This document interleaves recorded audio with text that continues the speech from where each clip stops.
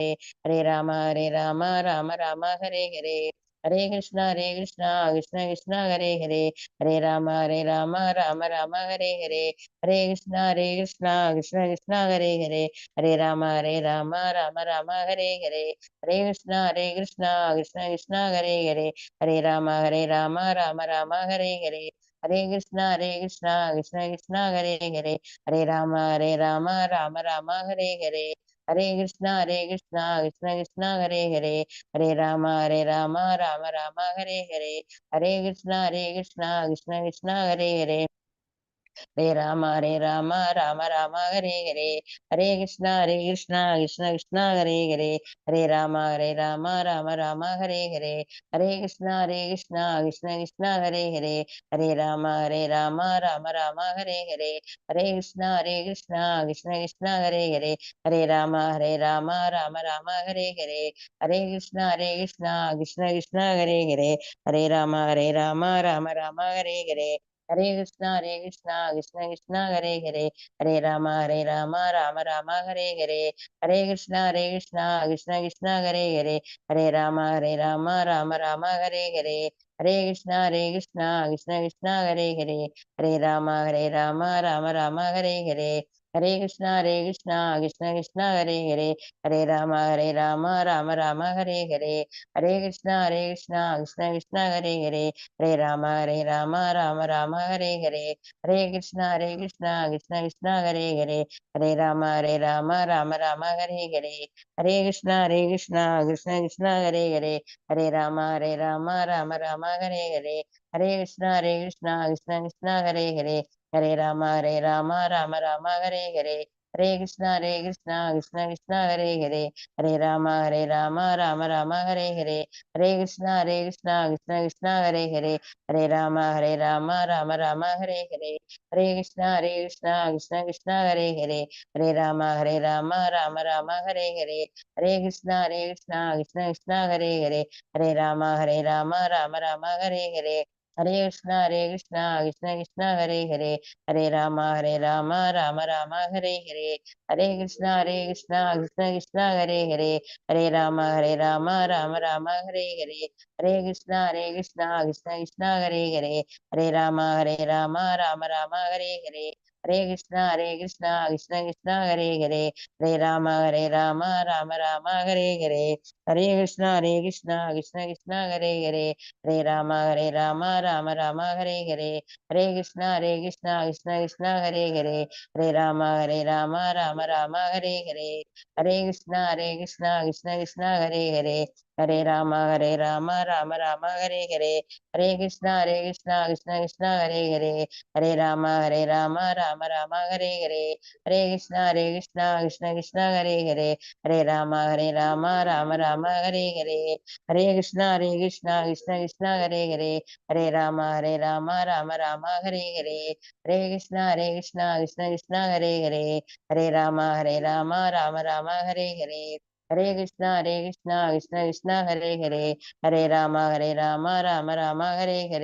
हरे हरे, हरे कृष्णा कृष्णा कृष्ण हरे हरे, हरे राम राम हरे हरे, हरे कृष्णा कृष्णा कृष्ण हरे हरे, हरे राम राम हरे हरे, हरे कृष्णा कृष्णा कृष्ण हरे हरे, हरे राम राम हरे हरे, हरे कृष्णा कृष्णा कृष्ण हरे हरे, हरे राम राम हरे हरे, हरे कृष्णा कृष्णा कृष्ण हरे हरे, हरे राम राम हरे हरे, हरे कृष्णा कृष्णा कृष्ण हरे हरे, हरे राम राम हरे हरे, हरे कृष्णा कृष्णा कृष्ण हरे हरे, हरे राम राम हरे हरे, हरे कृष्णा कृष्णा कृष्ण हरे हरे, हरे राम राम हरे हरे, हरे कृष्णा कृष्णा कृष्ण हरे हरे, हरे राम राम हरे हरे, हरे कृष्णा कृष्णा कृष्ण हरे हरे, हरे राम राम हरे हरे, हरे कृष्णा कृष्णा कृष्ण हरे हरे, हरे राम राम हरे हरे, हरे कृष्णा कृष्ण कृष्ण हरे हरे, Hare Rama, Rama Rama, Hare Hare, Hare Krishna, Krishna Krishna, Hare Hare, Hare Rama, Rama Rama, Hare Hare. Jai Sri Krishna Chaitanya, Prabhu Nityananda, Sri Advaita Gadadhara, Srivasadi Gaura Bhakta Vrinda. Hare Krishna Mataji. Hare Krishna Mataji. Hare Krishna Mataji. Hare Krishna Prabhuji. Hare Krishna Mataji. Pranam Mataji. Pranam Mataji. Hare Krishna. Hare Krishna Mataji. Pranam Mataji. Hare Krishna Mataji. Gita enga valliya? Durga Mataji na varlalla? Illing Mataji. Okay. Hare Krishna Mataji. Vasala Mataji. Hare Krishna. எப்படி இருக்கீங்க? Second லெவல்ல சேர்ந்துட்டீங்களா? நேத்திக்கு answer பண்ணிருக்கேன். ஆனா 10ல 5 தான் கரெக்ட்னு வந்திருக்கு. இல்ல இல்ல நான் இத கேட்கல மத்தாஜி. ஃபர்ஸ்ட் செகண்ட் லெவல் சேர்ந்துட்டீங்களா? போன வாரமே நீங்க படிச்சீங்களா போன கிளாஸ்ல? மாதாஜி நம்ம ஃபர்ஸ்ட் லெவல் முடிக்காம செகண்ட் லெவல் போலாமா? ஃபர்ஸ்ட் லெவல் முடிக்கலையா நீங்க இன்னும்?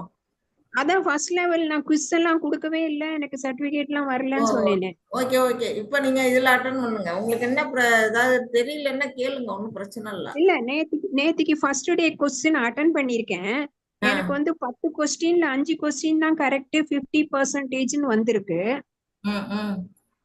அதுல எனக்கு என்ன கொஸ்டின் இப்போ ரீகலெக்ட் பண்ண முடியல. நான் எனக்கு தெரிஞ்சதை டிக் பண்ணிட்டே வந்தேன். ஃபைனலா கீழே வந்து ஃபினிஷ் குவிஸ்னு கேட்டது, ஃபினிஷ் குவிஸ் போட்டாக்க 50% அப்படின்னு வந்தது. 10 out of 5 அப்படின்னு வந்து 5 தான் ஆன்சர் கரெக்ட், 5 ராங்குங்கிற மாதிரி. பட் என்ன ராங் பண்ணங்கிறது எனக்கு தெரியலையே, அந்த கொஸ்டினை பார்த்தா தான் தெரியும். ஆமா, கொஸ்டினை பாருங்க, என்ன டவுட்னு கேளுங்க, உங்களுக்கு என்னால முடிஞ்சா ஹெல்ப் பண்றேன். அப்புறம் வந்து நீங்க வந்து ஃபினிஷ் கொடுக்கறதுக்கு முன்னாடி, சப்மிட் கொடுக்கறதுக்கு முன்னாடி ஒரு தடவைக்கு 2 தடவை வெரிஃபை பண்ணுங்க. ஓகே. வெரிஃபை பண்ணிட்டு கொடுத்துட்டீங்கன்னா அப்ப வந்து நீங்க ஏதாவது தப்பு செஞ்சிருந்தா கூட அவருக்கு சரி பண்ணிக்கலாம். உங்களுக்கு ஏதாவது டவுட்டா இருந்தா நீங்க புக்கை கூட பார்க்கலாம், புக்கை பார்த்துக்கலாம், ஒன்றும் பிரச்சனை இல்லை. நீங்க பார்க்காம தான் செய்யணும்னு அவசியம் இல்லை, நீங்க பார்த்தும் பண்ணிக்கலாம். இல்ல டவுட் என்கிட்டயோ இல்ல துர்கா மாதவிட்டயோ கூட கேட்டுக்கலாம். கேட்டுக்கிட்டு நீங்க வந்து என்ன செய்யலாம், இப்ப இன்னைக்கு கிளாஸ்ல கேட்கலாம், நேற்று இது டவுட்டா இன்னைக்கு கிளாஸ்ல கேட்கலாம். அது மாதிரி கேட்டுட்டு இல்ல அந்த கொஸ்டின் என்னன்னு எனக்கு தெரியலையே, அது போயிடுது இல்ல. எழுதி வச்சுங்க. அது நான் டிக் பண்ண போயிடுச்சு. இப்ப திருப்பி அந்த கொஸ்டின்லாம் ரீகலெக்ட் பண்ண முடியுமா? தெரியல மாதாஜி, துர்கா மாதாஜிக்கு தான் தெரியும், ரீகலெக்ட் பண்ண முடியுமான்னு எனக்கு தெரியல. நான் கேட்டுட்டே இருந்தது, ஆன்சர் பண்ணி நெக்ஸ்ட் பண்ணாலும் அடுத்து போகும். நீங்க ட்ரை பண்ணுங்க, மறுபடியும் ரீகலெக்ட் பண்ண முடியுமான்னு ட்ரை பண்ணி பாருங்க. பண்ண முடியலன்னா பரவாயில்ல, அதுதான் 50 மார்க்ஸ் இருக்குல்ல, ஒன்னும் பிரச்சனை இல்ல. நீங்க வந்து அடுத்ததெல்லாம் சப்மிட் கொடுக்கறதுக்கு முன்னாடி 2-3 தடவை வெரிஃபை பண்ணிட்டு கொடுங்க. ஓகேவா? வேற யாராரு? நேஹா முத்துகிருஷ்ணன் நியூ டிவோட்டி தானே? ரேகா முத்துகிருஷ்ணன். ஹலோ, ஹரே கிருஷ்ணா மாதாஜி. பேசுறேன் நான், ஆனா உங்களுக்கு கேட்கல வாய்ஸ். நீங்க பேசுறது எனக்கு கிளியரா கேட்டுச்சு.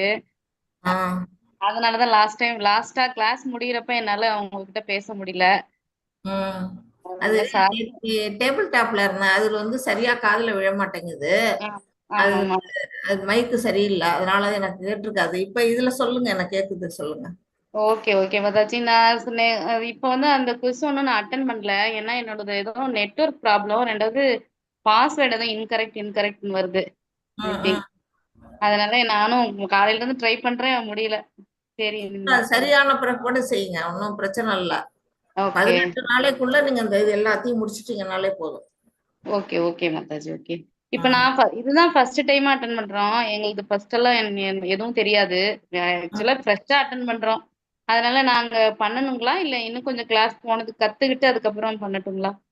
இல்ல நீங்க பண்ணுங்க. பண்ணி நீங்க வந்து 18 நாள் முடிச்சிட்டு 18 நாள் கழிச்சு நீங்க சர்டிபிகேட்டை வந்து டவுன்லோட் பண்ணிடுங்க. ஓகே. பண்ணி முடிச்சிட்டு நீங்க செகண்ட் லெவல்ல நீங்க ஜாயின் பண்ணிக்கலாம்.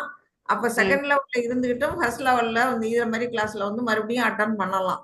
இப்ப இங்க ஓகே இருக்கிற நிறைய டிவோட்டிஸ் எல்லாம் வந்து ஏற்கனவே ம் என்கிட்ட படிச்சவங்க தான், வேற கிளாஸ்லயும் படிச்சவங்க தான் இருக்கிறாங்க. நிறைய டிவோட்டி இருக்கிறாங்க. அவங்க எல்லாம் திருப்பி திருப்பி ரிப்பீட்டடா வந்து இதுல கேக்குறாங்க. நீங்க அடுத்த லெவல்ல போய் இருந்துட்டு, செகண்ட் லெவல்ல இருந்துட்டு இதுல வந்து அட்டன் பண்ணலாம். Okay okay Mataji. அதனால தேங்க் நீங்க வந்து இது பண்ணுங்க, ஓகே அந்த கிஸ் எல்லாம் அட்டன் பண்ணுங்க. Okay Mataji. Thank you Mataji. Thank you Mataji. Vijayarani Mataji, நீங்களும் நியூ டிவோட்டியா? ஆ, ஆமா மாதாஜி. எனக்கு நேத்து கொஸ்டின் வரல மாதாஜி. ஆனா இன்னைக்குதான் நான் ரெஜிஸ்டர் பண்ணேன். கொஞ்ச நேரத்துக்கு முன்னாடி தான் எனக்கு நெட்வொர்க் ப்ராப்ளம் இருந்து நான் இப்ப ரெஜிஸ்டர் பண்ணிட்டேன். குவிஸ் அந்த கொடுத்துருக்க டீடைல் எல்லாம். ஆனா கொஸ்டின் எனக்கு இதுல வரல மாதாஜி. வரலையா? சரி, நான் துர்கா மாதாஜி நாளைக்கு வருவாங்க. இன்னைக்கு நாளைக்கு வருவாங்க. அவங்க வந்து உங்களுக்கு வந்து சொல்லி கொடுத்து டெமோவும் காட்டுவாங்க. இன்னைக்கே வந்தாலும் வருவாங்க, சொல்ல முடியாது. வந்து டெமோ கூட காட்டுவாங்க. அது வந்து நீங்க ஈஸியா சொல்லி கொடுத்துருவாங்க. ஓகேவா? அப்ப நாளைக்கு அப்படி எழுதலாம் என்ன மாதாஜி? 18 நாள்ல செய்யலாம் செய்யலாம். பழசுன்னுட்டு பார்க்க வேண்டாம். நீங்க இன்னைக்கு நாளைக்கு 3 நாளைக்கு சேர்த்து வச்சு கூட நீங்க செய்யலாம். ஒரு 5 நிமிஷம் தான் ஆகும் எல்லாம் முடிக்க. ஓகே. தேவி கிருஷ்ணா மாதாஜி, நீங்களும் டிஓட்டியா? தேவி கிருஷ்ணா, ஹரே கிருஷ்ணா. அன்மியூட்ல இருக்கீங்க. மியூட்ல இருக்கீங்க. சாரி. ஓகே. வேற யாருக்காவது ஏதாவது டவுட்ஸ் இருக்கா? சாந்தி பிபி, அவங்களும் நியூ டிஓட்டியா? சாந்தின்னு ஒரு டிவோட்டி இருக்கீங்களா? நியூ டிவோட்டியா? ஹலோ. சொல்லுங்க மாதாஜி. புதுசா? ஓகே. நீங்க உங்களுக்கு ஏதாவது இதுல சிரமம் இருக்குதா? இன்னைக்குதான் நான் ஜாயின் பண்ணேன். ஓ, சரி சரி. இன்னைக்கு கிளாஸ் அட்டன் பண்ணுங்க. உங்களுக்கு குவிஸ் எல்லாம் வருவாங்க. ரொம்ப ஈஸியான கேள்விதான் இருக்கும். நம்ம பாடத்துல இப்ப படிக்கிறோம் இல்லையா, இதுல இருக்கிறதுதான் உங்களுக்கு வந்து மாதாஜி கொடுக்குறாங்கல்ல கூகுள் டிரைவ், அதை பாத்தீங்கன்னாலே அதுல இருக்கும். அதுக்கான ஆன்சரை உங்களுக்கு ஈஸியா கண்டுபிடிக்க முடியும். தெரியலன்னா நீங்க எங்கள்கிட்ட எல்லாம் கேட்டுக்கலாம், ஒன்றும் பிரச்சனை இல்லை. நீங்க பாடத்தை கவனிச்சீங்கனாலே புரிஞ்சுக்கலாம். சரிங்கம்மா. நீங்க அதை வந்து அட்டன் பண்ணுங்க, குவிஸ் அட்டன் பண்ணுங்க. இன்னைக்குதான் வந்திருக்கீங்களா? ரெகுலரா வாங்க. தேங்க்யூம்மா. ஓகே. ஹரே கிருஷ்ணா. இன்னைக்கு யார் ஸ்லோகம் வாசிக்க போறீங்க? நேத்து யார் வாசிச்சீங்க? நேத்து நான் வாசித்தேன் ஜெயராணி நான் வாசித்தேன். Okay, very good. இன்னைக்கு வேற யாராவது மாத்தி வாசிக்கலாம். வேற யார் சூஸ் பண்ணிக்கிறீங்க? உங்களுக்குள்ளே யாராவது ஸ்லோகம் வாசிக்க விருப்பப்படுறவங்க எடுத்துங்க. ஹேண்ட் ரைஸ் பண்ணீங்கன்னா சொல்லிடலாம். யாருக்கு விருப்பம் இருக்குன்னு சொல்லுங்க. ஒவ்வொரு நாளும் ஒவ்வொருத்தர் வாசிக்கலாம். ஓகேவா மாதாஜி? நான் வாசிக்கவா மாதாஜி? வாசிங்க மாதாஜி. ஹரே கிருஷ்ணா. பாடம் ஆரம்பிச்சிடலாம்னு நினைக்கிறேன்.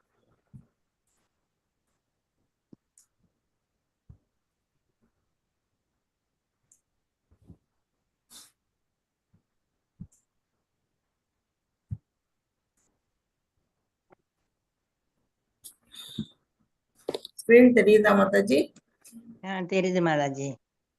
ஹரே கிருஷ்ணா. ஹரே கிருஷ்ணா டிவோட்டிஸ், இந்த 3 மணி செஷனுக்கு வந்திருக்கவங்க எல்லாரையும் நான் இஸ்கான் மேங்களூர் சார்பா அன்போட வரவேற்கிறேன்.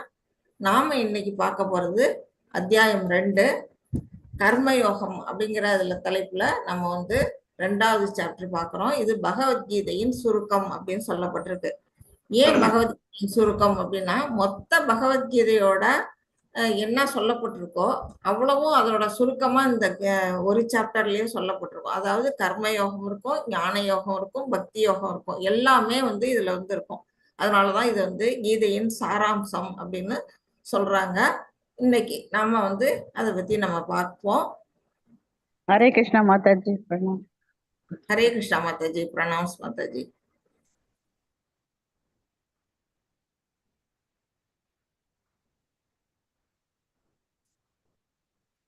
நம்ம வந்து பகவானை வணங்கிட்டு நம்ம வந்து கிளாஸ் போகலாம். ஸ்ரீ ஸ்ரீ ராதா கோவிந்தா இஸ்கான் மேங்களூருக்கு நம்மளுடைய நன்றியை தெரிவிச்சுக்கிட்டு பிரணாம் சொல்லுவோம். ஓம் நமோ பகவதே வாசுதேவாய. ஓம் நமோ பகவதே வாசுதேவாய. ஓம் நமோ பகவதே வாசுதேவாய. ஓம் அஞ்ஞானதிமிராந்தஸ்ய ஞானாஞ்சனசலாக்கயா சக்ஷுருன்மிலிதம் येन तस्मै श्रीगुरवे नमः. श्रीचैतन्यमनोभीष्टं स्थापितं येन भूतले स्वयं रूपा कदा मह्यं ददाति स्वपदान्तिकं. हे कृष्णा करुणा सिन्धु दीनबन्धो जगत्पदे गोपेशा गोपिका कान्ता राधा कान्ता नमोस्तुते. तप्तकाञ्चन गौराङ्गी राधे वृन्दावनेश्वरी वृषभानुसुते देवी प्रणमामि हरिप्रिये. वाञ्छाकल्पतरुभ्यश्च कृपा सिन्धुभ्य एव च पतितानां पावनेभ्यो वैष्णवेभ्यो नमो नमः. नमो विष्णुपदाय कृष्णप्रेष्ठाय भूतले श्रीमते भक्तिवेदान्त स्वामिन् इति नामिने. नमस्ते सरस्वती देवे गौरवाणी प्रचारिणे निर्विशेष शून्यवादे पाश्चात्यादेशतारिणे. जय श्री कृष्ण चैतन्य प्रभु नित्यानंद श्री अद्वैत गदाधर श्रीवासादि गौर भक्तवृंद. हरे कृष्णा कृष्ण कृष्ण हरे हरे, हरे राम राम राम हरे हरे, हरे कृष्णा कृष्ण कृष्ण हरे हरे, हरे राम राम राम हरे हरे. हरे कृष्ण.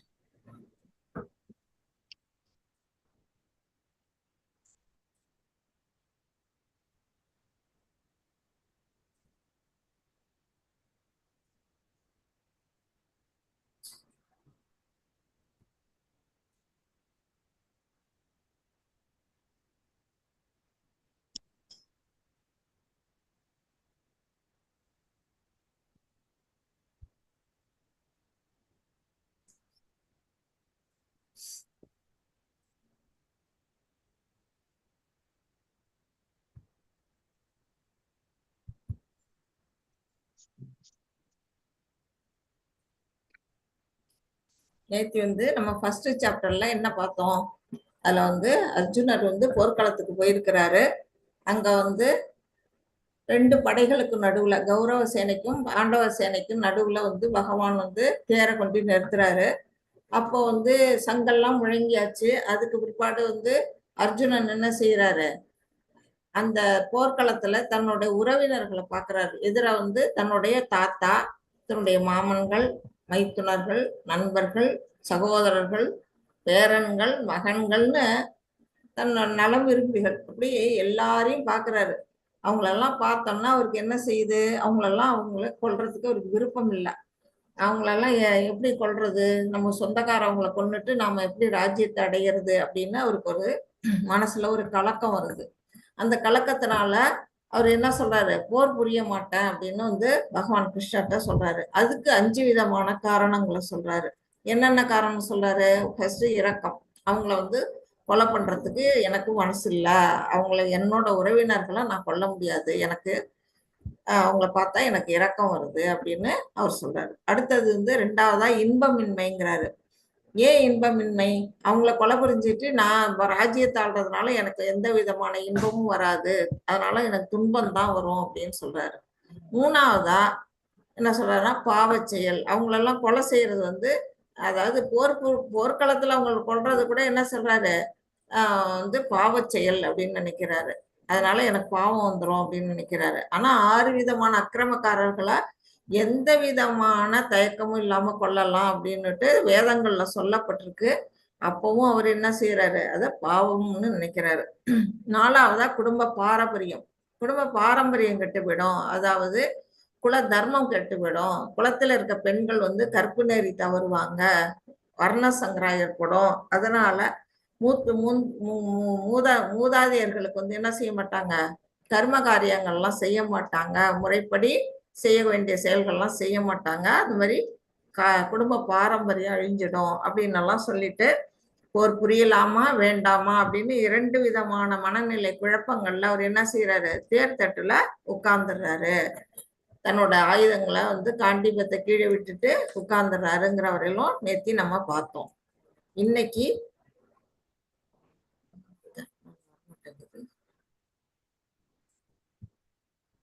ஹரே கிருஷ்ணா வந்து இப்ப அடுத்தது வந்து இன்னைக்கு நம்ம என்ன பார்க்க போறோம், பகவான் வந்து அதுக்கெல்லாம் என்ன வந்து கவுண்டர் கொடுக்குறாரு அப்படின்னு நம்ம பார்க்க போறோம். 2வது சாப்டர்ல பகவான் வந்து இந்த 5 விதமான கேள்விகளுக்கும் அவருடைய சந்தேகங்களுக்கும் அவர் வந்து பதில் சொல்ல போறாரு.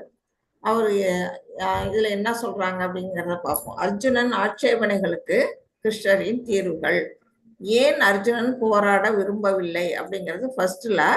அது வந்து ஃபர்ஸ்ட் காரணம் வந்து இரக்கம். அதாவது 1ல இருந்து 1.28ல இருந்து 30 வரையில அந்த ஸ்லோகங்கள்ல கொடுத்துருந்தது. அது வந்து என்னன்னா கிருஷ்ணர் அதுக்கு என்ன பதில் சொல்றாரு அப்படின்னா, நாம் உடல் அல்ல, நாம் என்ன உடல் அல்ல, நாம ஆத்மா, நீ அதனால உடலை கொள்றதுனால வருத்தப்பட வேண்டாம் அப்படின்னு சொல்றாரு. இந்த இடத்துல வந்து என்ன யோகம் வருதுன்னா ஞான யோகம். இந்த 2வது சாப்டரே வந்து நம்ம ஆத்ம தத்துவத்தை பத்தி தான் நம்ம படிக்க போறோம். எல்லாருக்குமே நமக்கு வந்து ஆத்ம தத்துவங்கிறது எதுவும் தெரியாது. இந்த மாதிரி கீதையை படிக்கும்போது மட்டும்தான் நம்மளால புரிஞ்சுக்க முடியும். அதனால இது வந்து என்ன ஞான யோகத்துல வருது. நம்ம ஆத்மா வேற உடல் வேற அப்படிங்கிறது வந்து ஞான யோகம். அதை நம்ம புரிஞ்சுக்கிறதுக்கான முதல் படியா அது வந்து இருக்குது. அடுத்ததா 2வது என்ன சொல்றாரு, இன்பமின்மை. அது வந்து அர்ஜுனர் சொல்றாரு போர் புரியறதுக்கு. அதுக்கு பகவான் என்ன சொல்றாரு, கர்ம காண்டம். அதாவது நீ போர் புரிஞ்சின்னா உனக்கு இந்த ராஜ்யம் கிடைக்கும். போர் புரிஞ்சு வெற்றி அடைஞ்சா என்ன கிடைக்கும், இந்த புருஷ இது அஸ்தினாபுர அரண்மனை வந்து அந்த ராஜ்யத்தை நீ வந்து ஆளலாம்.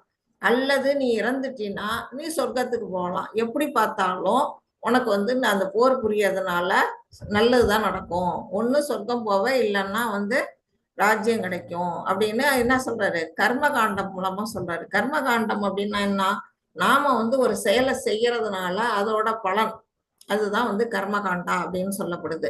நம்ம செய்யக்கூடிய செயல்களுக்கெல்லாம் நம்ம வந்து பலனை எதிர்பார்த்தா நம்ம செய்யறோம் இல்லையா, அதுதான் வந்து இந்த இடத்துல சொல்லப்பட்டிருக்கு. 3வதா வந்து பாவச் செயல்.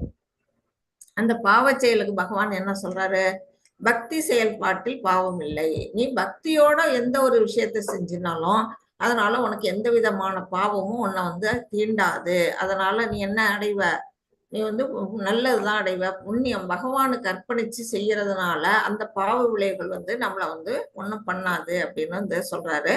இது எதுல வருது அப்படின்னா பக்தி யோகம். அதாவது புக்தி யோகம்ங்கிறதும் பக்தி யோகம்ங்கிறதும் 2 ஒண்ணுதான். அதனால இது புக்தி யோகம்னு இங்க கொடுத்துருக்குறாங்க. பக்தி யோகத்துல வருது. ஆக மொத்தம் இந்த 3 யோகமும் இந்த இடத்துல வந்து சொல்லப்பட்டிருக்குது. நெக்ஸ்ட் வந்து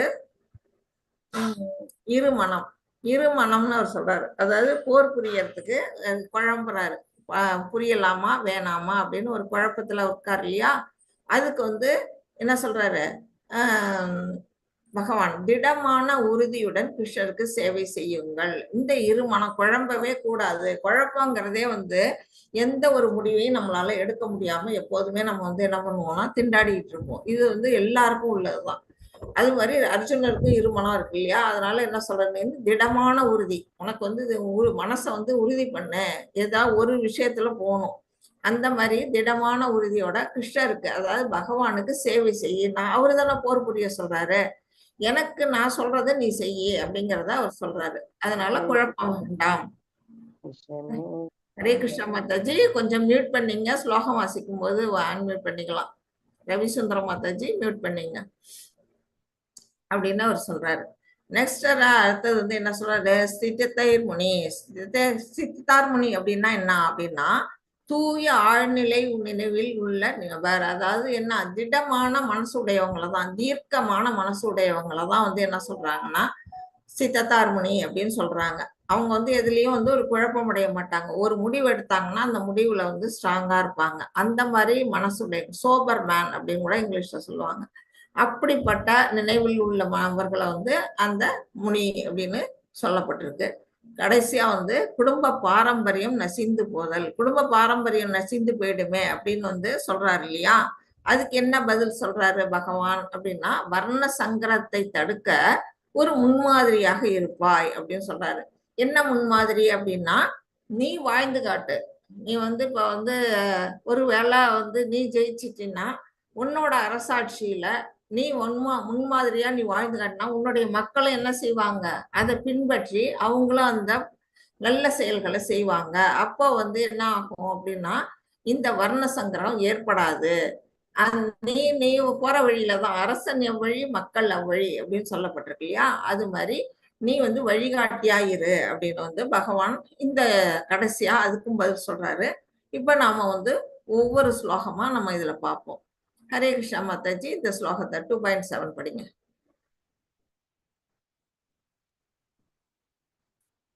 ஹரே கிருஷ்ணா மாதாஜி. ஹரே கிருஷ்ணா.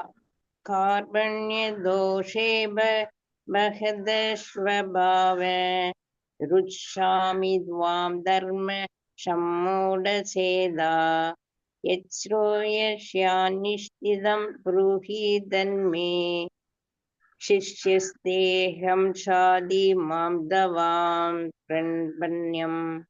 ஹரே கிருஷ்ணா. பிரபன்னம். சாதிமாம் தாம் பிரபன்னம். இப்போது நான் என் கடமையை பற்றி குழப்பமடைந்து கருமித்தனமான பலவீனத்தால் என் இயல்புகள் எல்லாம் இழந்து விட்டேன். யார் சொல்றாரு? அர்ஜுனர் சொல்றாரு. என்ன சொல்றாரு? அவரோட கடமை என்ன? போர்க்களத்துல போர் புரிய வேண்டியது அவருடைய கடமை. ஆனா அந்த கடமையை செய்யறதுல அவருக்கு குழப்பம் வந்துருது. அதனால கருமித்தனமான பலவீனம், இதய பலவீனத்தினால என்ன செய்யறாரு? என்னோட இயல்புகளை எல்லாம் இழந்துட்டேன். அதாவது எனக்கு தைரியமே இல்லை. போர் புரிய வேண்டிய ஒரு வீரனுக்கு என்ன இருக்கணும்? வீரம் இருக்கணும், தைரியம் இருக்கணும், மன உறுதி இருக்கணும். இது எல்லாமே இல்லை. எல்லாமே நொறுங்கி போயிட்டு அவர்கிட்ட. அவருக்கு என்ன இரக்கத்துல மூழ்கி இருக்கிறார் இல்லையா? அதை தான் அவர் சொல்றாரு. இந்நிலையில் எனக்கு நல்லது எது என்று நிச்சயமாக கூறும்படி உம்மை கேட்டுக்கொள்கிறேன். இப்ப வந்து எது நல்லது, எது கெட்டது, நான் என்ன செய்யணும் அப்படிங்கிற எந்த விதமான இதுவும் எனக்கு தெரியல. நான் வந்து ரொம்ப குழம்பி போயிருக்கிறேன் அப்படின்னு சொல்றாரு. இப்போது உம்மிடம் சரணடைந்த சீடன் நான். இதுவரையிலும் அவர் என்ன செஞ்சாரு? அவர் வந்து இதுவரையிலும் பகவானுக்கும் அவருக்கும் என்ன உறவு நிலை இருந்ததுன்னா ஃப்ரெண்ட்ஷிப் இருந்தது. அவர் வந்து 2 பேரும் அத்தை பிள்ளை மாமா பிள்ளை. அதாவது அர்ஜுனனோட தாய் யாரு? குந்தி தேவி. குந்தி தேவி வந்து பகவான் கிருஷ்ணருக்கு வந்து அத்தை முறையில வருவாங்க. அதே மாதிரி அத்தை பிள்ளையா இருக்கிறாரு. இன்னொரு விதத்துல வந்து அர்ஜுனரும் கிருஷ்ணரும் வந்து சம வயது உடையவங்க இல்லையா? அதனால அவங்க 2 பேரும் ரொம்ப க்ளோஸ் ஃப்ரெண்ட்ஸாவும் இருக்கிறாங்க. ரொம்ப நெருங்கிய நண்பர்கள் யாருன்னா இவங்க 2 பேரும். அப்படிப்பட்ட நிலையிலிருந்து இப்ப இறங்குறாரு. கீழே இறங்கி என்ன சொல்றாரு? உம்மிடம் சரணடைந்த சீடன் நான். அப்ப வந்து குரு ஸ்தானத்துக்கு அவரை சொல்றாரு. பகவான் கிருஷ்ணர் வந்து குருவா ஏத்துக்கிறாரு, இவரு சீடனா சொல்றாரு. இப்போ வந்து எனக்கு நீங்க தான் வந்து என்ன சொல்லணும்? அருள் கூர்ந்து எனக்கு அறிவுரை கூறுவீராக. நான் இப்ப என்ன செய்யறோங்கிறது எனக்கு ஒன்றும் புரியல. நீங்க தான் எனக்கு வந்து அறிவுரை சொல்லணும். நான் என்ன செய்யணுங்கிறத நீங்க தான் எனக்கு எடுத்து சொல்லணும் அப்படின்னு அந்த நிலைக்கு அவர் இறங்கியும் சொல்றாரு. இந்த இடத்துல என்ன முக்கியத்துவம் கொடுத்துருக்குறாங்கன்னா, ஒவ்வொருவருக்கும் இப்ப நம்ம இந்த குரூப்ல வந்திருக்க அத்தனை பேருக்குமே நமக்கெல்லாம் ஒரு ஆச்சாரியர் அவசியம் அப்படிங்கிறத நம்ம தெரிஞ்சுக்கணும். குருவோட முக்கியத்துவத்தை பத்தி இங்க கொடுத்துருக்குறாங்க. அர்ஜுனர் எப்பேற்பட்டவர்? அறிவில் சிறந்தவர், இல்ல அழகுல சிறந்தவர், வீரத்தில் சிறந்தவர் நமக்கு எல்லாருக்கும் தெரியும். அப்படிப்பட்ட அர்ஜுனரே குழம்பி போய் ஒரு ஆச்சாரியரா பகவான் கிருஷ்ணரை ஏத்துக்கிறாருன்னா, நாமெல்லாம் வந்து அவரோட இதுல வந்து அணு அளவுதான் நமக்கெல்லாம் இருக்கும் அறிவு. அப்படிப்பட்ட நாமெல்லாமே என்ன செய்யணும்? நமக்கும் வந்து ஒரு ஆச்சாரியரை வந்து சரணடையணும். ஆச்சாரியருக்கு தகுந்த அங்கீகரிக்கப்பட்ட ஆச்சாரியர்னு சொல்லப்பட்டிருக்கு. அப்படிப்பட்ட ஒரு ஸ்பிரிச்சுவல் மாஸ்டர்கிட்ட நாம என்ன செய்யணும்? சரணடைஞ்சு நம்மளோட வாழ்க்கையோட நம்ம எது நல்ல வழியோ அதை வந்து அவங்கள்ட்ட அறிவுரையா கேட்டு அதன்படி நம்ம நடந்தோம்னா நாமளும் பகவான் அர்ஜுனர் மாதிரி ஒரு உயர்ந்த நிலைக்கு நம்மளால போக முடியும். அப்படிங்கிறதுக்கு தான் இந்த இடத்துல அந்த அந்த ஆச்சாரியரோட முக்கியத்துவத்தை பத்தி நம்ம தெரிஞ்சுக்கணும். இதுல வந்து என்ன சொல்லியிருக்கிறாங்க அப்படின்னா, சரி கிருஷ்ணர் என்பவர் யார் அப்படின்னு கேட்டிருக்காங்க. நம் பார்வை பூரணமாக இருக்கும்போது நாம் பார்ப்பது சரியாக புலப்படும் என்று நம்புகிறேன் அப்படின்னு இதுல கொடுத்திருக்கிறாங்க. இந்த படத்துல பாத்தீங்கன்னா ஒரு கிளி இருக்குது. அந்த கிளி எதுல இருக்குது? ஒரு மரத்துல உட்கார்ந்துருக்குது. அது நமக்கு இப்ப நமக்கு தெரியுது. நம்மளோட விஷன் எப்ப பர்ஃபெக்டா இருக்குது அப்படிங்கிறதுக்கு தெரிஞ்சுக்கிறதுக்கு தான் இதுல கொடுத்திருக்கிறாங்க. நமக்கு இதே தூரத்துல இருந்ததுன்னா நமக்கு இது தெரியாது. இது ஆக்சுவலா இந்த இடத்துல இது நமக்கு எதுக்கு தெரியுது? இது கொஞ்சம் தூரத்துல இருக்கும் ஆக்சுவலா. அப்போ நமக்கு என்ன தெரியும் அப்படின்னா, நமக்கு இந்த கிளி இருக்கிறதே தெரியாது. ரொம்ப தூரத்துல இருக்கும்போது நமக்கு கண்ணு எப்படி இருக்கும்? நம்மளோட பார்வை ரொம்ப நம்ம புலன்கள் ரொம்ப குறைபாடு உடையவை. நமக்கு கண்ணுக்கு ரொம்ப கிட்டத்துல இருக்கிறது மட்டும்தான் நம்மளால உணர முடியும். தூரத்துல இருக்கிறது நம்ம கண்ணுக்கு தெரியாது. நமக்கு இந்த கண்ணுக்கு எதிர்க்கிற விட்டுட்டு அடுத்த ரூம்ல பக்கத்து ரூம்ல இருக்கிறது கூட நமக்கு என்ன செய்யாது? தெரியாது. நம்ம ஏஞ்சி போய் அந்த ரூமை பார்த்தாதான் நமக்கு என்ன செய்யும்? அங்க இருக்கிற விஷயங்கள் நம்ம கண்ணுக்கு தட்படும். அது மாதிரிதான் நம்முடைய புலன்கள் குறையுடைய புலன்கள். அது மாதிரி நம்ம பகவான் கிருஷ்ணர் எப்படி அவர் யாரு, எப்படிப்பட்டவர் அப்படிங்கிறத நாம எப்படி உணர்ந்து கொள்ள முடியும்? நம்ம உணரணும் அப்படின்னா, அவரை பத்தி நம்ம தெரிஞ்சுக்கணும் அப்படின்னு நம்ம நினைச்சோம்னா என்ன செய்யணும்? அவரை பத்திய விஷயங்களை நாம படிக்கணும். இது ஆன்மீக நூல்களெல்லாம் படிக்கணும். ஒரு ஆச்சாரியம் மூலமா நம்ம தெரிஞ்சுக்கணும். இத மாதிரி எல்லாம் உணர்ந்தாதான் பகவானை பற்றிய விஷயங்களை நம்மளால உணர்ந்து கொள்ள முடியும் அப்படிங்கிறத நம்ம புரிஞ்சுக்கணும். அடுத்ததா இந்த இந்த பிக்சர்ல பாத்தீங்கன்னா இது பகவான் கிருஷ்ணர். நம்ம இந்த இடத்துல பகவானை 3 நிலைகள்ல இங்க சொல்லப்பட்டிருக்கிறாங்க. எந்தெந்த 3 நிலைகள் அப்படின்னு நம்ம தெரிஞ்சுக்கணும்னா, பகவானுடைய இப்ப அந்த பிக்சருக்கு பின்னாடி ஒரு ஒளிவட்டம் தெரியுது இல்லையா? அது ஒரு ஜோதி, பிரம்ம ஜோதின்னு சொல்லப்படுது. அந்த பிரம்ம ஜோதி எங்க இருந்து வருது அப்படின்னா, பகவானுடைய உடல்ல இருந்து வருது. அவர் சுயம் பிரகாசம் உடையவர். பகவான் கிருஷ்ணர் எப்படின்னா சுயம் பிரகாசம் உடையவர். அவர்கிட்ட இருந்து வர்ற ஒளிதான் பிரம்ம ஜோதி அப்படின்னு சொல்லப்படுது.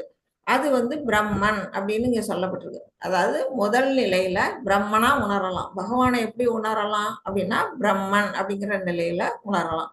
2வது நிலை அது பிரம்ம நிலை யார் உணர்வாங்க அப்படின்னா அருவ ஜோதி. அதாவது அருவ தன்மையை வழிபடுறவங்க, மாயாவாதிகள் சொல்லப்படுறவங்க எல்லாம் அந்த ஒளியை தான் வணங்குவாங்க. அப்படிப்பட்டவங்க பிரம்மனை வணங்குறாங்க அப்படிங்கிறத சொல்லப்பட்டிருக்கு. 2வது நிலை பரமாத்மா. அது எங்க இருக்கு அப்படின்னா நம்மளுடைய உயிர்வாழிகள் அனைத்து உயிர்வாழிகள், புழு பூச்சியில இருந்து நம்ம மனிதர்கள், தேவர்கள்ல இருந்து அனைத்து விதமான உயிர்வாழிகள் எல்லோருடைய இதயங்கள்லயும் பரமாத்மாவா பகவான் இருக்கிறாரு. 4 கை ரூபத்துல பகவான் விஷ்ணு என்ன செய்யறாரு? நமக்குள்ள பரமாத்மாவா வசிக்கிறாரு. அவருடைய கருணையை பாருங்க. நம்மளுடைய உடல்ல ரத்தம், மலம், ஜலம், அந்த மச்சை அப்படின்னு ஏகப்பட்ட அழுக்குகள் நிரம்பி நம்ம உடல் இருக்குது. நம்மளுடைய ஒரு நாள் குளிக்கலன்னா நம்மளுடைய உடல் நாற்றம் நமக்கே பிடிக்காது. அப்படிப்பட்ட உடலுக்குள்ள பகவான் எவ்வளவு கருணை வாய்ந்தவரா இருந்தா நம்ம உடலுக்குள்ள அவர் வசிப்பாரு. ஹே கிருஷ்ணா கருணா சிந்துன்னு வருது பிரணாம மந்திரத்துல. அது மாதிரி அவர் கருணை கடல். அவர் நம்மளுடைய இதயத்துல எப்படி இருக்கிறாரு? பரமாத்மா ரூபத்துல அவர் நம்ம இதயத்துக்குள்ள இருக்கிறாரு. அடுத்தது 3வது நிலை யாருன்னா பகவான் கிருஷ்ணர். பகவான் அப்படின்னு சொன்னாலே அது பரிபூர்ணமா அந்த ஆப்புலன்ஸ் 6 விதமான முழுமையான ஆப்புலன்ஸ் நிறைந்தவரை தான் பகவான் சொல்லுவாங்க. மற்றபடி நீங்க இந்த சாப்டர் முழுக்க பாத்தீங்கன்னா எங்கேயுமே கிருஷ்ணா உவாச்சா அப்படின்னு வரவே வராது. பாத்தீங்கன்னா பகவான் உவாச்சா அப்படின்னு தான் வரும். பகவானால பாடப்பட்டது எல்லாம் பகவான் உவாச்சா. அது ஏன் பகவான் அப்படின்னு சொல்லப்பட்டிருக்குன்னா, நமக்கு 4 வேதங்களையும் தொகுத்து கொடுத்தவர் யாரு? வியாச பகவான்.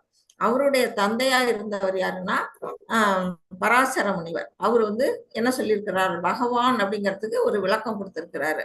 அதுல என்ன சொல்லியிருக்கிறாரு அப்படின்னா, பரிபூரணமான அழகு, பரிபூரணமான அறிவு, பரிபூரணமான பலம், பரிபூரணமான செல்வம், பரிபூரணமான துறவு, பரிபூரணமான வீரம்.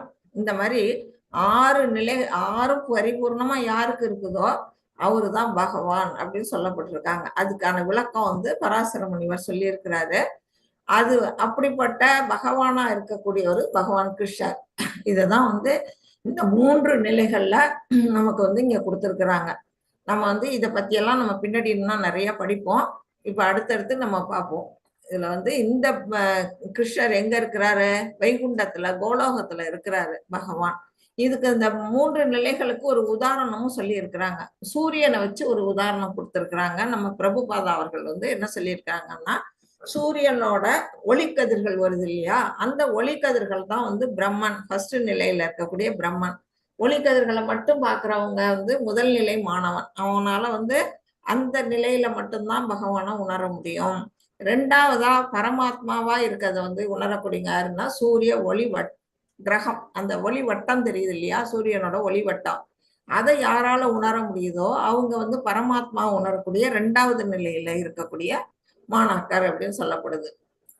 3வது நிலை பகவானை வந்து உணரக்கூடியவங்க யாரு அப்படின்னா, அந்த சூரிய வட்டத்துக்குள்ளேயே, கிரகத்துக்குள்ளேயே யாரால போக முடியுதோ அவங்கதான் பகவானை உணர முடியும். சூரிய கிரகத்துக்குள்ள நம்மளால போக முடியுமா? நம்மளால நிச்சயமா முடியாது. அது சுட்டரிக்கிற தன்மையில ஒளியில அந்த வெயில்ல நின்னாலே நம்மளால தாங்க மாட்டோம். ஆனா அதுல போகணும் அப்படின்னா அதுக்கு போறதுக்கான வழி இருக்குது. பக்தி. நம்ம பகவான் கிருஷ்ணரோட உலகத்துக்கு போகணும் அப்படின்னா பக்தி தொண்டு. பகவானை எந்த நேரமும் வந்து 24/7 வந்து என்ன செய்யணும்? அவரை வணங்கிக்கிட்டே இருக்கணும், அவரையே நினைச்சுக்கிட்டு இருக்கணும். அவரையே வணங்கும் போது என்ன செய்யலாம்? நம்மளால சூரிய கிரகத்துக்குள்ளேயும் போற மாதிரி பகவானுடைய உலகத்தை சென்றடையலாம். அவரோட நாம உறவாட முடியும் அப்படின்னு சொல்லப்பட்டிருக்கு. அடுத்ததா இப்போ வந்து ஹரே கிருஷ்ணா மாதாஜி இந்த ஸ்லோகம் படிங்க. ஹரே கிருஷ்ணா. தேஹினோஸ்மின் யத தேஹே கௌமரம் யௌவனம் ஜரா ததா தேஹன் காந்தர பிராப்திர் தீரஸ்தத்ர நமுஸ்கயதி. ஹரே கிருஷ்ணா. ஹரே கிருஷ்ணா. இதுல என்ன சொல்லியிருக்கிறாங்க? தேகத்தை உடையவனின் உடல் சிறுவயது, இளமை, முதுமை என்று கடந்து செல்வதை போல ஆத்மா மரணத்தின் போது வேறு உடலுக்கு மாற்றம் பெறுகின்றது. நிதான புத்தியுடையர் இது போன்ற மாற்றத்தால் திகைப்பதில்லை அப்படின்னு பகவான் சொல்றாரு. அதாவது என்ன சொல்றாங்க? இப்ப இந்த பிக்சர்ல பாத்தீங்கன்னா ஒரு குழந்தை, இங்க ஃபர்ஸ்ட் வந்து சின்ன குழந்தை இருக்குது, அது பிறக்குது. அடுத்தது வந்து அது மண்டி போடுது, அப்புறம் எழுந்துச்சு நிக்குது, அப்புறம் வளர்ந்து கொஞ்சம் வாலிப பருவத்தை வந்து அடையுது. வாலிப பருவத்துல இருந்து இடைநிலையான அந்த மிடில் ஏஜுக்கு வராங்க. மிடில் ஏஜுக்கு அப்புறம் என்ன செய்யறாங்க? வயதான தோற்றம் வருது. அந்த வயதான தோற்றத்துல இருந்து என்ன செய்யறாங்க? உடல் வந்து நோய் பிணி இதெல்லாம் வருது. அவங்களுக்கு வந்து தள்ளாமை வருது. உடல் வந்து குறுகிட்டே போகுது. ஒரு கட்டத்துல வந்து மறுபடியும் என்ன செய்யறாங்க? இறந்துடுறாங்க. அதுதான் வந்து நம்மளுடைய உடலோட மாற்றம். இப்ப வந்து ஃபர்ஸ்ட் பகவான் வந்து என்ன சொல்றாரு? நம்மளுடைய உடலை பத்தி ஃபர்ஸ்ட் நமக்கு விளக்கம் கொடுக்குறாங்க. நம்ம உடல் வந்து என்ன செய்யுது? மாற்றத்துக்கு உட்பட்டது. அதாவது ஒரு நிலையில நமக்கு இல்ல. பிறக்கும்போது சின்ன குழந்தையா இருக்கிறோம், அப்புறம் வளர்றோம், இளமை, முதுமைன்னு எல்லாம் வரிசைலாம் வந்து என்ன செய்யுது? இந்த உடல் வந்து மாறிக்கிட்டே இருக்கு. ஆனா ஆத்மா வந்து என்னைக்கு மாற்றம் இல்லை அப்படிங்கிற சொல்றதுக்கு தான் வந்து இப்ப வந்து உடலை பத்தி பகவான் சொல்றாரு. அந்த ஆத்மா என்ன செய்யுது? மரணத்தும் போது இன்னொரு உடலுக்கு போயிடுது. இந்த உடலை விட்டுட்டு கைவிட்டுட்டு வேற ஒரு உடலை எடுத்துக்குது. இந்த மாதிரி மாற்றங்களை பார்த்துட்டு யாருக்கெல்லாம் வந்து திகைப்பு இல்லை அப்படின்னா நிதான புத்தி உடையவர்கள், அதுதான் ஸ்திதாதீர் முனின்னு சொல்லியிருக்காங்க. அந்த மாதிரி நிதான புத்தி உடையவர்கள் வந்து இதை வந்து பக்குவமா எடுத்துக்குவாங்க. இந்த உடல் வந்து அழியக்கூடியது, இதுக்கு மாற்றங்கள் உட்பட்டது, அதனால இதை பத்தி நம்ம கவலைப்பட வேணாம். நம்ம ஒரு வீட்டுக்கு போறோம், ஒருத்தவங்க இறந்துட்டாங்க அப்படின்னா விழுந்து விழுந்து நம்ம அழுவோம். அந்த மாதிரி அழ வேண்டிய அவசியமே இல்லை. நம்ம பாசத்தினால நம்ம அழுவோம். இத்தனை காலம் நம்மளோட வாழ்ந்துருக்காங்க, இப்ப நம்மளை விட்டு போயிட்டாங்களேன்னு ஒரு பாசம் வந்து இருக்கும். ஆனாலும் நம்மளை அறிவோட சிந்திச்சு பார்த்தோம்னா நம்ம அழ வேண்டிய அவசியம் இல்லை. ஏன்னா அந்த உடல் தான் அழிஞ்சிருக்குது. அந்த உயிர் வந்து என்ன செய்யுது? இன்னொரு உடலை போய் எடுத்துக்குது அப்படிங்கிறத நம்ம புரிஞ்சுக்கிட்டோம்னா நம்ம அதை நினைச்சு என்ன செய்ய மாட்டோம்? அழமாட்டோம். பட்டினத்தார் கூட என்ன சொல்லியிருக்கிறாரு?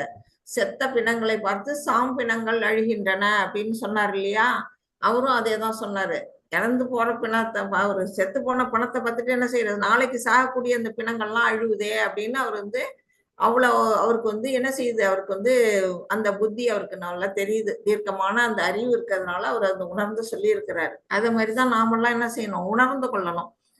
இறப்ப கண்டோ பிறப்ப கொண்டோ நம்ம வந்து என்ன செய்யக்கூடாது? மகிழ்ச்சியோ துன்பமோ அடையக்கூடாது. அப்படிதான் வந்து வாழ்க்கையை வாழ்ந்தா மட்டும்தான் இந்த கீதையை புரிஞ்சுக்கிட்டு பகவானை சென்றடையக்கூடிய அந்த வழிக்கு நம்மளால போக முடியும் அப்படிங்கிறதுக்கு தான் இந்த அந்த அறிவு வந்து நமக்கு கொடுக்கப்பட்டிருக்கு. ஹரே கிருஷ்ணா மாதாஜி. இந்த ஸ்லோகத்தை படிங்க. நைனம் சிந்தந்தி சஸ்திராணி நைனம் தகதி பாவக நைனம் வேதயந்த்யபோ நோஷயதி மாருத. ஹரே கிருஷ்ணா. ஹரே கிருஷ்ணா. இதுல என்ன சொல்லி இருக்கிறாங்க? ஆத்மா எந்த ஆயுதத்தாலும் துண்டிக்கப்பட முடியாது அப்படின்னு சொல்லிட்டாங்க. ஒரு கத்தி எடுத்து வெட்டலாம்னு பார்த்தோம்னா வெட்ட முடியுமா? முதல்ல ஆத்மாவை கண்ணால பார்க்க முடியுமா? அதே பார்க்க முடியாது. அது மேல நெருப்பால் எரிக்கப்பட முடியாததும், நீரால் நனைக்கப்பட முடியாததும், வீசும் காற்றால் உலர்த்தப்பட முடியாததும் ஆகும். இப்ப இங்க பாத்தீங்கன்னா இந்த பக்கம் ஒரு நெருப்பு காட்டியிருக்கு, இந்த பக்கம் பாத்தீங்கன்னா காற்று மாதிரி இருக்கு. இதுக்கு இடையில இந்த ஆத்மாவை காட்டியிருக்கிறாங்க. இத வந்து நம்ம வந்து முக்கியமா நம்மளால அதை ஃபர்ஸ்ட் கண்ணால கூட பார்க்க முடியாது. ஏன்னா அதோட நுண்ணியத்தன்மை, அதோட அளவு வந்து முண்டக உபநிஷத்துல கொடுத்திருக்கிறாங்க. ஆத்மாவோட அளவு எப்படி அப்படின்னா, நம்மளுடைய தலைமுடியில இருக்கு இல்லையா, தலைமுடிய ஒரு முடியை எடுத்து அந்த முடியில நுனி பாகத்துக்கு, அந்த முடியோட நுனி பாகத்தை எடுத்து அதை 10,000 துண்டுகளா வெட்டுனா எவ்வளவு பெருசு வரும்? அந்த சைஸ் தான் வந்து அந்த நம்மளுடைய ஆத்மாவோட சைஸு அப்படின்னு வந்து முண்டக உபனிஷத்துல சொல்லப்பட்டிருக்கு. அப்படிப்பட்ட அந்த ஆத்மா வந்து எதாலெல்லாம் அழிக்க முடியாது? எந்த ஆயுதத்தாலையும் அழிக்க முடியாது, நெருப்பால எரிக்க முடியாது, நீரால நனைக்க முடியாது, வீசுங்காற்றால் உலர்த்த முடியாது. ஏன் அப்படின்னா அது நித்தியத்தன்மை உள்ளது. அதுக்கு அழிவுங்கிறதே கிடையாது. பகவான் எப்படி அழிவற்றவரோ அது மாதிரி நம்முடைய ஆத்மாவும் அழிவற்றது அப்படிங்கிறத நாம ஃபர்ஸ்ட் புரிஞ்சுக்கணும். நம்ம இறந்த பிற்பாடு பகவானோட போய் ஒன்று கலந்துடலாம் அப்படின்னு வந்து அருவவாதிகள்லாம் சொல்றாங்க. நம்ம போய் பகவானோட போய் மெர்ஜ் ஆயிடுவோம் அப்படின்னு. அதெல்லாம் இல்லை. மெர்ஜ் ஆகிறது வந்து பிரம்ம நிலையில மட்டும்தான் மெர்ஜ் ஆவாங்க. பிரம்ம ஜோதி இருக்கு இல்லையா, அதுல போய் மெர்ஜ் ஆயிட்டு திருப்பி அவங்க வந்து என்ன செய்வாங்க, அவங்களுடைய புண்ணியங்கள்லாம் தீர்ந்தோன்னா திரும்பி வந்து பிறப்பாங்கன்னு சொல்லப்பட்டிருக்கு.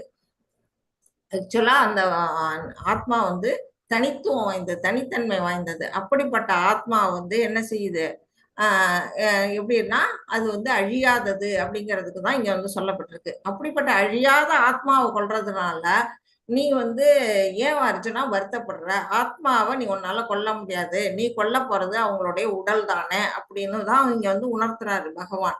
அதாவது பீஷ்மரும் துரோணரும் அவருடைய ஆச்சாரியர்களா இருக்கிறாங்க, குருவா இருக்கிறாங்க, தாத்தாவா இருக்கிறாங்க, அவங்கள நான் எப்படி கொல்லுவேன் அப்படின்னு சொல்றதுக்கு நீ வந்து உடலைத்தான் கொல்ற. அவர்களுடைய உயிர் வந்து என்ன செய்யும், இந்த உடலை விட்டுட்டு அடுத்தது இன்னொரு உடலை போய் எடுத்துக்க போகுது. அதுல இருந்து இதுலயே இன்னொரு பாட்டு வரும், வாசாம்சி ஜீர்ணானி எதா விகாய அப்படின்னு. அது என்ன அப்படின்னா அந்த உடல் என்ன செய்யுது அப்படின்னா இந்த பழைய உடலை நம்ம விட்டுட்டு உயிர் வந்து இந்த பழைய உடலை விட்டுட்டு புதியது ஒரு உடலை வந்து அது எடுத்துக்குது. அதாவது எப்படி எடுத்துக்குது அப்படின்னா அது வந்து சட்டையை மாத்துற மாதிரி. நமக்கு தினம் என்ன செய்வோம், குளிச்சுட்டு புதுசா ட்ரெஸ் மாத்துவோம் இல்லையா, அது மாதிரி அதுவும் என்ன செய்யுது, இந்த உடலை வீணா போன அந்த வயசாகி அந்த முதுமையான அந்த உடலை விட்டுட்டு ஒரு இளமையான உடலை வந்து அது திருப்பி எடுத்துக்குது. அதுக்காக நீ வருத்தப்படாத அப்படின்னு பகவான் வந்து இதுல சொல்றாரு. இந்த பிக்சர்ல பாத்தீங்கன்னா ஒரு பறவை வந்து ஒரு மரத்துல உட்கார்ந்துட்டு என்ன செய்யுது, பழத்தை வந்து கொத்தி கொத்தி சாப்பிட்டுட்டு இருக்கு. இதே கிளையில இன்னொரு பறவை என்ன செய்யுது, இந்த பறவையை வந்து வேடிக்கை பார்த்துக்கிட்டு இருக்கு. இது என்ன அப்படின்னு பாத்தீங்கன்னா நம்மளுடைய உடல். நம்ம உடல் தான் வந்து இங்க மரம். அந்த மரத்துக்குள்ள 2 விதமான பறவைகள் இருக்கு. என்ன பறவைகள் அப்படின்னா, ஒண்ணு ஜீவாத்மா, அதுதான் வந்து பழம் சாப்பிடுற பறவை. இன்னொரு பறவை வந்து பரமாத்மா, நம்ம உடலுக்குள்ள இருக்க பரமாத்மா. அவர் வந்து என்ன செய்யறாரு, சாட்சி பறவையா இருக்கிறாரு உள்ளுக்குள்ள. நம்ம செய்யற செயல்களுக்கெல்லாம் என்ன ஆகுதுன்னா சாட்சி, அவர் தான் சாட்சி. அவர் என்ன செய்யறாரு, இந்த பறவை வந்து என்ன செய்யுது, பழத்தை சாப்பிடுது. பழம் சாப்பிடுறதுங்கிறது எப்படின்னா நாம செஞ்சுக்கிட்டு இருக்க இந்த செயல்களோட பலன்களை நாம அனுபவிக்கிறோம் இல்லையா, அந்த பலன்கள் தான் வந்து இங்க பழமா சொல்லப்பட்டிருக்கு.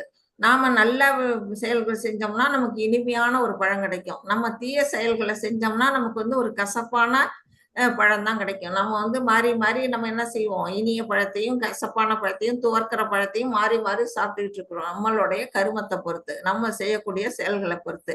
ஆனா இந்த பகவான் அந்த பரமாத்மாங்கிற அந்த பறவை என்ன செய்யுது, எப்பயாவது நீ என்னை திரும்பி பார்க்க மாட்டியா, என்னை பார்த்தீங்கன்னா நம்ம அழைச்சிட்டு காத்துக்கிட்டு இருக்கேன் அப்படின்னு அது பார்த்துக்கிட்டு இருக்குது. ஆனா நாம என்ன செய்யறோம், அந்த பரமாத்மாவை திரும்பி கூட பாக்குறது இல்ல. நாம பாட்டுக்கு நம்ம செயல்களை செஞ்சுக்கிட்டு இங்க இருந்து இன்ப துன்பங்களை நம்ம அனுபவிச்சுக்கிட்டு இருக்கோம். அப்படிங்கிறதுக்கு தான் இந்த படம் வந்து நமக்கு கொடுத்துருக்குறாங்க. அப்படிப்பட்ட நம்ம ஆத்மாவோட நிலைகள் வந்து இதுல இருந்து நம்ம வந்து புரிச்சுக்கணும். நம்ம வந்து ஆத்மா வந்து என்ன செய்யுது, அழிவற்றது. அதனால வந்து என்ன செய்யணும், இதுக்காக யாரும் வருத்தப்பட வேண்டிய அவசியம் இல்ல. அது வந்து அவர் பகவான் வந்து என்ன சொல்றாரு, இறக்கப்படுறாரு இல்லையா அர்ஜுனன், அதுக்கான பதில் தான் இது. இறக்கப்பட வேண்டிய அவசியம் இல்ல, நீ உடலைத்தான் கொள்ற, அடுத்ததா வந்து இதுக்கு வந்து உயிர் வந்து அழியாதது, அவருக்கு இன்னொரு உடல் கிடைக்கும் அப்படின்னுட்டு போர் புரி அப்படின்னு சொல்றாரு. ஹரே கிருஷ்ணா மாதாஜி, இதை சொல்லுங்க. ஹரே கிருஷ்ணா. அவாஷ்ய வாதாம்ஷ பகூன் வதிஷ்யந்தி தவாஹிதா நிதஸ்தஸ்தவ சாமர்த்யம் ததோது கதரம் நுஹிம். ஹரே கிருஷ்ணா. ஹரே கிருஷ்ணா. இதுல இன்னொரு வார்த்தை, இன்னொன்னு என்னன்னா, இந்த ஆத்மாவை பத்தி சொல்லும்போது உங்களுக்கு ஒரு கதை சொல்லணும். அந்த கதையை வந்து கேட்டீங்கன்னா உங்களுக்கு ஈஸியா கொஞ்சம் நல்லாவே புரியும். எப்படின்னா, சித்திரகேது அப்படின்னு ஒரு ராஜா, இது இதெல்லாம் பாகவதத்துல வர கதை தான், நான் ஒன்றும் எதுவும் சொல்லல. அதுல சித்திரகேதுன்னு ஒரு ராஜா ஒரு காலத்துல இருந்தாரு. அவருக்கு வந்து என்ன அப்படின்னா, அவர் வந்து பல திருமணங்களை பண்ணிக்கிட்டாரு. பொதுவாகவே ராஜாக்கள் வந்து நிறைய திருமணங்கள் செய்வாங்கன்னு நமக்கு தெரியும். அதுலயும் என்ன காரணம்னா, அவருக்கு வந்து எந்த மனைவிக்குமே வந்து குழந்தை பிறக்கல. ஒவ்வொரு ராணியா கல்யாணம் பண்றாரு, யாருக்குமே குழந்தை பிறக்கல. இப்படி நிறைய பேரை அவர் கல்யாணம் பண்ணிக்கிறாரு. அத்தனை பேருக்குமே வந்து குழந்தை பிறக்கல. குழந்தை பிறக்கலன்னா அவருக்கு ரொம்ப வருத்தமா இருக்கு. நமக்கு பிறகு இந்த நாட்டை ஆளக்கூடியவங்க யாரு, அதுக்கு நமக்கு ஒரு வாரிசு வேணுமே அப்படின்னு வந்து ரொம்ப வருத்தப்படுறாரு. அதனால வந்து முனிவர்கள் எல்லாம் கேட்கிறாரு. அப்போ வந்து அங்கீரச முனிவர் வர்றாரு. அவர் வந்து சொல்றாரு, இல்லப்பா உனக்கு வந்து அந்த பாக்கியம் இல்லை, குழந்தைக்கான பாக்கியம் உன்னோட இதுல இல்ல, அதனால நீ அதுக்கு ஆசைப்படாத அப்படின்னு அவர் சொல்றாரு. ஆனாலும் ராஜா விடல. அதெல்லாம் இல்லை, எனக்கு குழந்தை வேணும், எனக்கு பிறகு நாட்டை ஆள்றதுக்கு ஒரு வாரிசு வேணும் அப்படின்னு வந்து ரொம்ப வந்து படுத்துறாரு. யார, அந்த முனிவரை.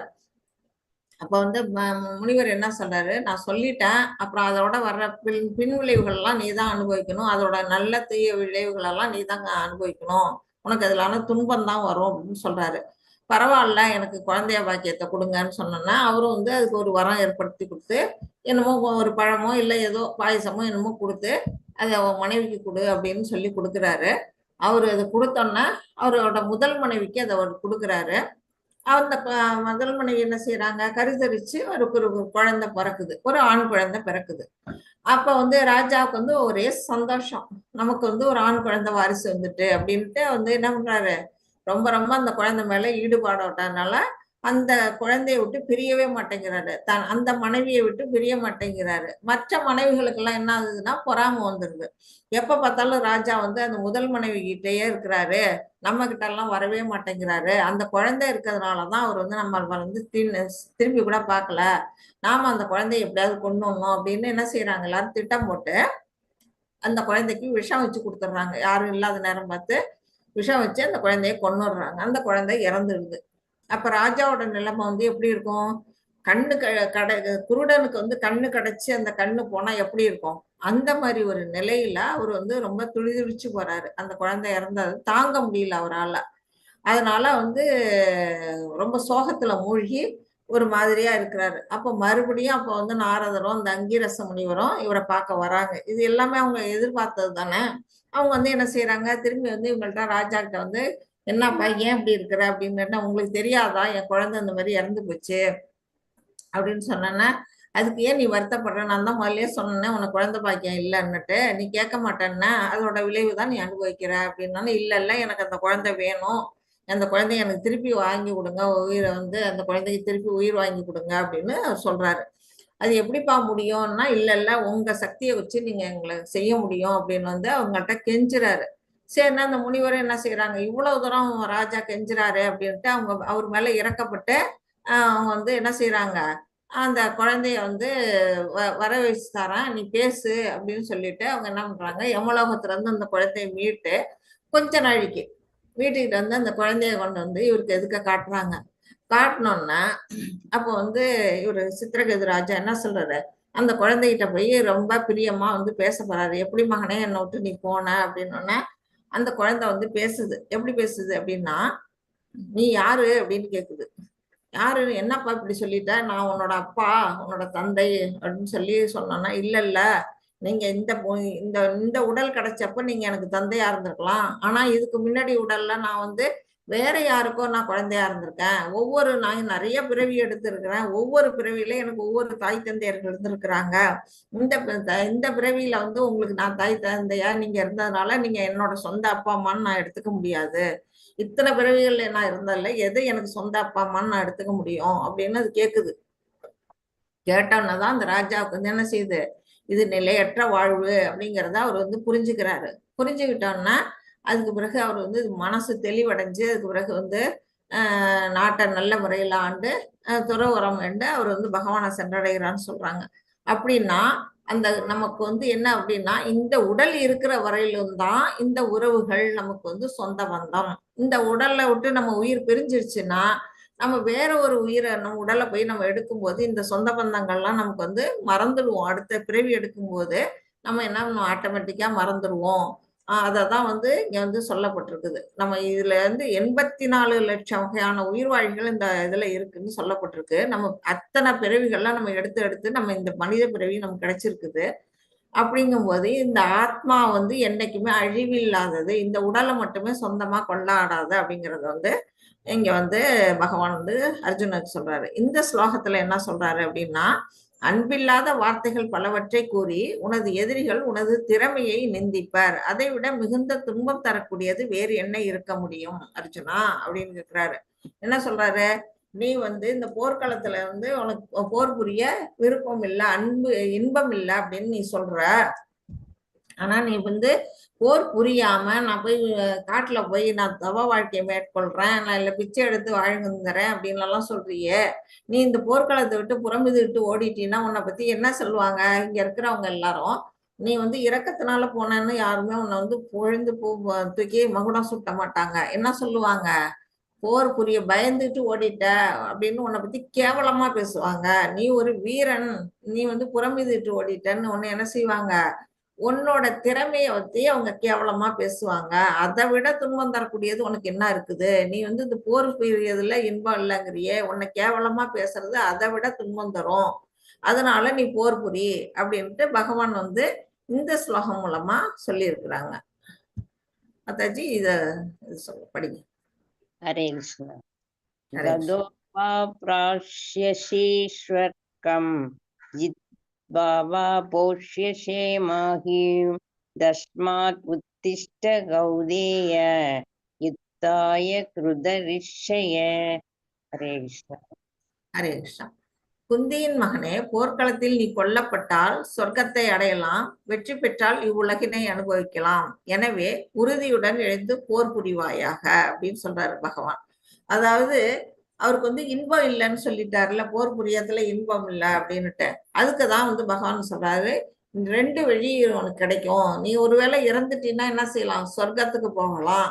இல்ல ஜெயிச்சிட்டீன்னா இந்த அரசு வந்து உனக்கு கிடைக்கும், நீ போய் அரசாட்சி புரியலாம். நீ உறுதியோட எழுந்து போர் செய்ய அர்ஜுனா அப்படின்னு வந்து பகவான் வந்து சொல்றாரு.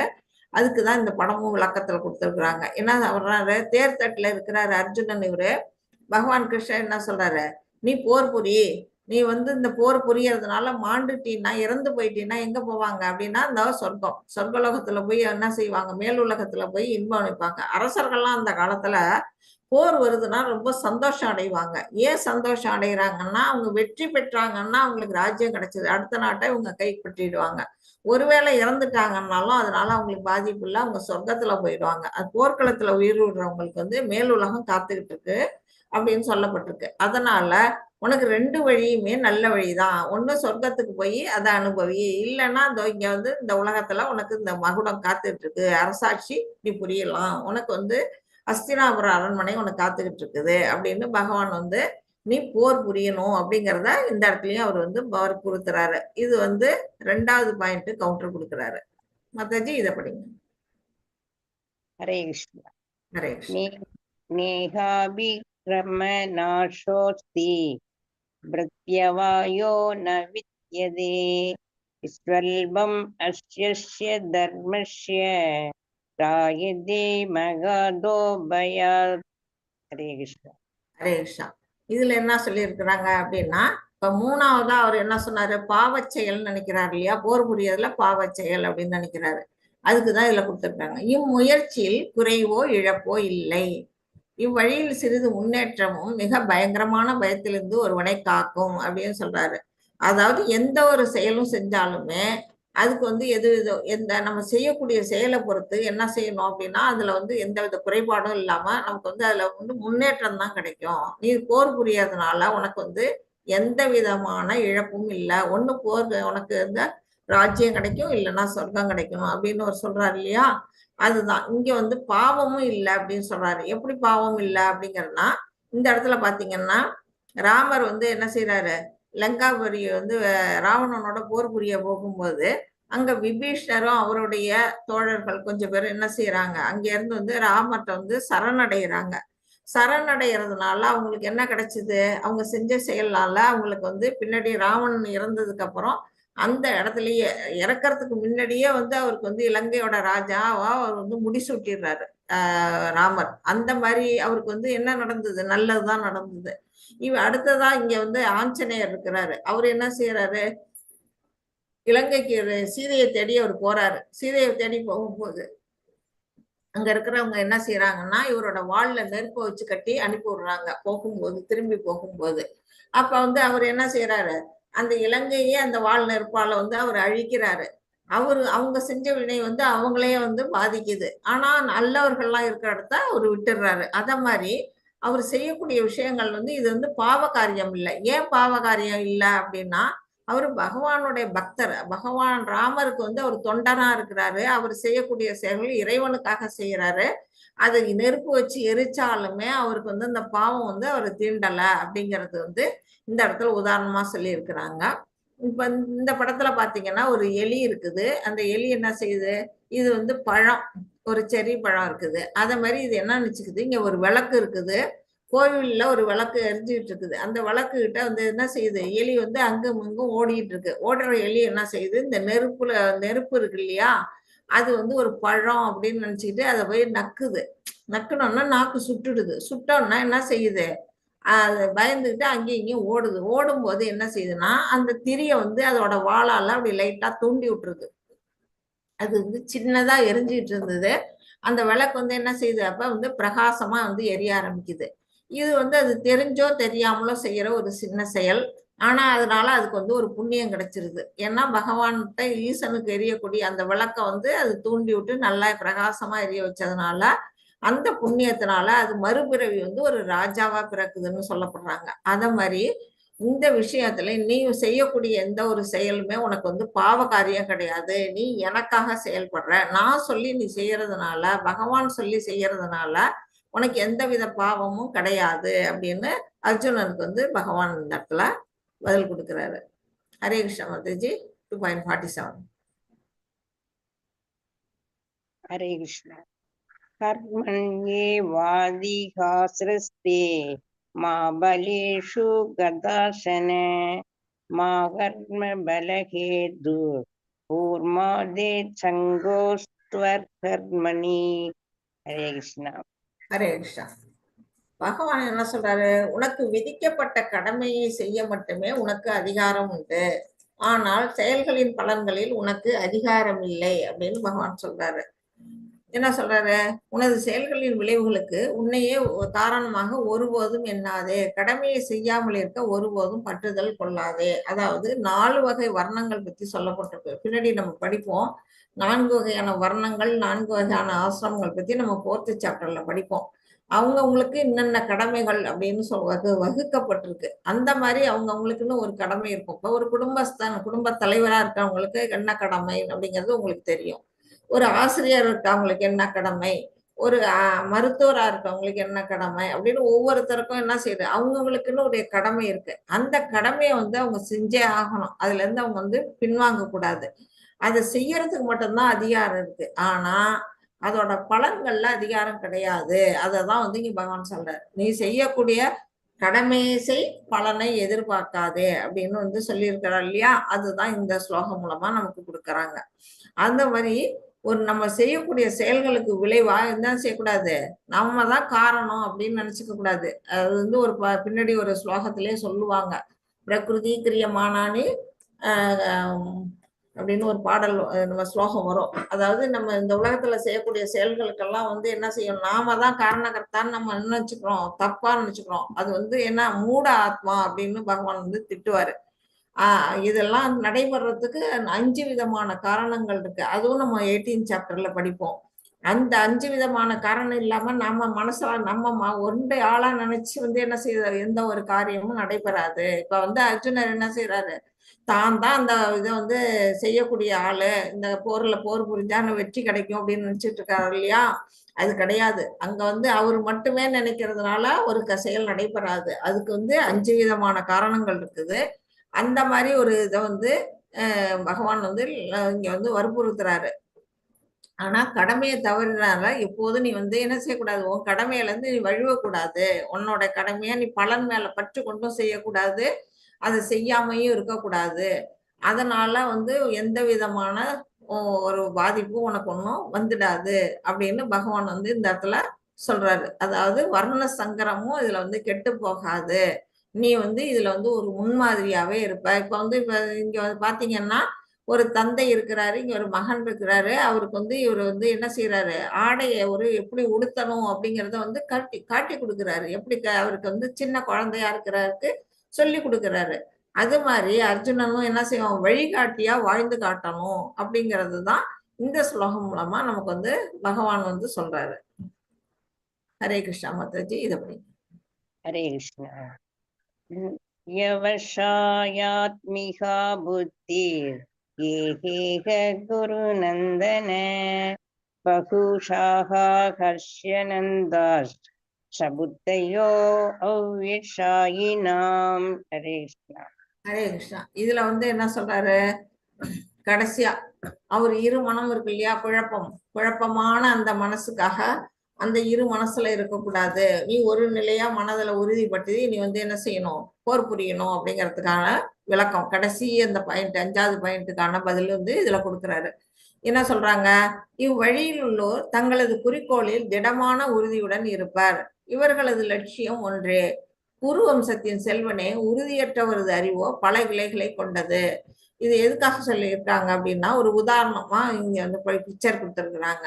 அதாவது கௌரவர்களுக்கும் பாண்டவர்களும் எப்போதும் வந்து கொஞ்சம் ஒரு 2 பேருக்குமே ஒரு மனக்கசப்பு இருந்துகிட்டே இருக்கும் இல்லையா? சின்ன வயசுல சின்ன பிள்ளைங்களா இருக்கும் போதையில இருந்து அது இருக்குது. அது மாதிரி இருக்கும்போது இங்க வந்து துரோணர் இருக்காரு, இங்க வந்து அர்ஜுனர் சின்ன பையனா இருக்கிறாரு. அப்போ வந்து அவங்களுக்குள்ள வந்து வீரத்தை வந்து யார் சிறந்தவன் அப்படிங்கறது வந்து போட்டி நடக்குது. அதுக்கு வந்து பீஷ்மர் வந்து சொல்றாரு, ஒரு மரத்தாலான ஒரு பறவையை செஞ்சு அதுக்கு வந்து குறி வைக்க சொல்லுங்க அப்படின்னு சொல்லி கொடுக்குறாரு. அதே மாதிரி துரோணர் என்ன பண்றாரு, ஒரு மரத்தாலான ஒரு கிளி அல்லது ஒரு பறவை அங்க வச்சு அதை வந்து குறிபாக்க சொல்றதுக்காக ஒவ்வொருத்தரையா கூப்பிடுறாரு. துரியோதனன் வராரு, தர்மர் வராரு, பீமன் வராரு, நகுலன், சகாதேவன் எல்லாருமே வராங்க. துரியோதனோட தம்பிகள்லாம் வந்து குறி வைக்கிறாங்க. எல்லாருக்கும் என்ன தெரியுது அப்படின்னா, அந்த மரத்துல இருக்கிற பறவைய வந்து அவங்க சரியான குறியா சொல்லல. ஒவ்வொருத்தரும் ஒவ்வொன்னு சொல்றாங்க. உனக்கு என்ன தெரியுது அப்படின்னு கேட்டா, ஒருத்தவங்க வந்து மரம் தெரியுது அப்படிங்கிறாங்க, ஒருத்தவங்க மரத்துல இருக்க கிளை தெரியுதுங்கிறாங்க, ஒருத்தவங்க வந்து மரத்துல இருக்க இலை தெரியுதுங்கிறாங்க, ஒருத்தவங்க அந்த பறவை தெரியுதுங்கிறாங்க. இப்படி ஒவ்வொருத்தரும் ஒண்ணு சொல்றாங்க. அதனால யாரையுமே நீ அம்பு எய்ய வேண்டாம் அப்படின்னுட்டு அந்த துரோணர் சொல்லிட்டு அர்ஜுனனை கூப்பிட்டு சொல்றாரு, நீ உனக்கு என்ன தெரியுது அந்த மரத்துல அப்படின்னு கேட்டா, எனக்கு அந்த மரத்துல இருக்க பறவையோட கண்ணு தெரியுது அப்படின்னு சொல்றாரு. அதுதான் வந்து இந்த இடத்துல சொல்றாங்க. அதாவது ஒரு குறி, அதாவது அவர் வந்து ஒரு அந்த பறவையை குறி வைக்கணும் அப்படின்னா எதுல குறி வைக்கணும், அவருடைய கண்ணை பார்த்து குறி வைக்கணும். அப்பதான் அந்த வந்து குறி தப்பாம போகும். அது வந்து இதுல என்ன சொல்றாங்க, திடமான உறுதி, மனச திடமா அந்த எது ஒரு குறிக்கோளோ அந்த குறிக்கோளை நினைச்சு யார் ஒருத்தவங்க இருக்கிறாங்களோ அவங்களோட லட்சியம் எப்படி இருக்கும்னா ஒரே லட்சியமா இருக்கும், பல கிளைகள்லாம் இருக்காது. இப்ப மத்தவங்களுக்கெல்லாம் எப்படி இருந்தது, மரமும் கிளையும் இலையும் தெரிஞ்ச மாதிரி இவருக்கு தெரியல, அந்த பறவையோட கண்ணு தெரியுது. அவர் வந்து தன்னோட குறிக்கோளா இருக்கிறாரு, லட்சியத்தோட இருக்கிறாரு. அதுதான் வந்து இங்க உதாரணமா கொடுத்திருக்கிறாங்க. உறுதியற்றவரோட அறிவோ பல கிளைகளை கொண்டது. நம்மளுடைய மனசு எப்படி செய்யும்? இதை செய்யலாமா, இதை செய்யலாமா, அதை செய்யலாமான்னு பல வழியில வந்து நம்ம மனசு குழப்பமடையும். அந்த மாதிரி இருக்கக்கூடாது. ஒரே குறிக்கோளோட இருக்கணும். அதாவது வாழ்க்கையில வந்து இன்பமும் துன்பமும் மாறி மாறி வரும். பகலும் இரவும் வரும். அது சூரிய வெளிச்சம் வரும், இருள் வரும். இந்த மாதிரி நம்ம வாழ்க்கையில வந்து எல்லாமே வந்து இருமை உடையதுதான். நாம என்ன செய்யணும்? இந்த இதுக்கெல்லாம் வந்து எதுலயும் மயங்கக்கூடாது. இதெல்லாம் பார்த்து நம்ம திகைப்படையக்கூடாது. நம்மளோட லட்சியம் எதுவோ அதை பிடிச்சிட்டு போகணும். நீ இந்த இடத்துல உனக்கோட கடமை வந்து போர் புரிய வேண்டியதுதான். நீ அதுபடி செயல்படு அப்படின்னு வந்து அர்ஜுனர்கிட்ட பகவான் கிருஷ்ணர் வந்து இந்த ஸ்லோகம் மூலமா சொல்லி இருக்கிறாரு. இப்ப வந்து தீர்மானமான அந்த ஸ்திதாமுனியை பத்தி கொடுத்திருக்கிறாங்க. அதை பத்தி என்ன சொல்றாங்க அப்படின்னா, அர்ஜுனன் கேட்கிறாரு, அந்த நீங்க தீர்மானமா திடமான மன உறுதி படைத்தவர்கள் அப்படின்னு சொல்றீங்களே, அவங்களுடைய நடை உடை பாவனை அறிகுறி இதெல்லாம் எப்படி இருக்கும் அப்படிங்கிறது தான் இந்த ஸ்லோகம். 54ல இருந்து 72 வரையிலும் உள்ள ஸ்லோகங்கள்ல ஒரு கேள்வியும் இங்க பதிலுமா வருது. எப்படின்னா, ஃபர்ஸ்ட் அர்ஜுனன் கேட்கிறாரு, அந்த திடமான உறுதியுடைய அவங்களுடைய அறிகுறிகள்லாம் எப்படி இருக்கும் அப்படின்னு வந்து கேட்கிறாரு. அது வந்து 2.55ல கொடுத்திருக்கிறாங்க. என்ன கொடுத்திருக்கிறாங்க? உணர்ச்சிகளை திருப்திப்படுத்தும் அனைத்து வகையான விருப்பங்களையும் விட்டு விடுகிறான். அவனுடைய அறிகுறி எப்படி இருக்கும்? திட மனசு உடையவங்க அப்படின்னா, அவன் வந்து எந்த விதமான உணர்ச்சிகளுக்கும் அடிபணிய மாட்டாங்க. இப்ப சொன்னோம் இல்லையா, இருமைத்தன்மை, வெப்பம் குளிர் இன்பம் துன்பம் அப்படின்னு அந்த மாதிரி இதுல எல்லாம் வந்து என்ன செய்ய மாட்டாங்க, மனசை வந்து விடமாட்டாங்க. திடமான மனசா அவங்க இருப்பாங்க. எல்லா விதமான விருப்பங்களையும் அவங்க என்ன செய்வாங்க, விட்டுடுறாங்க.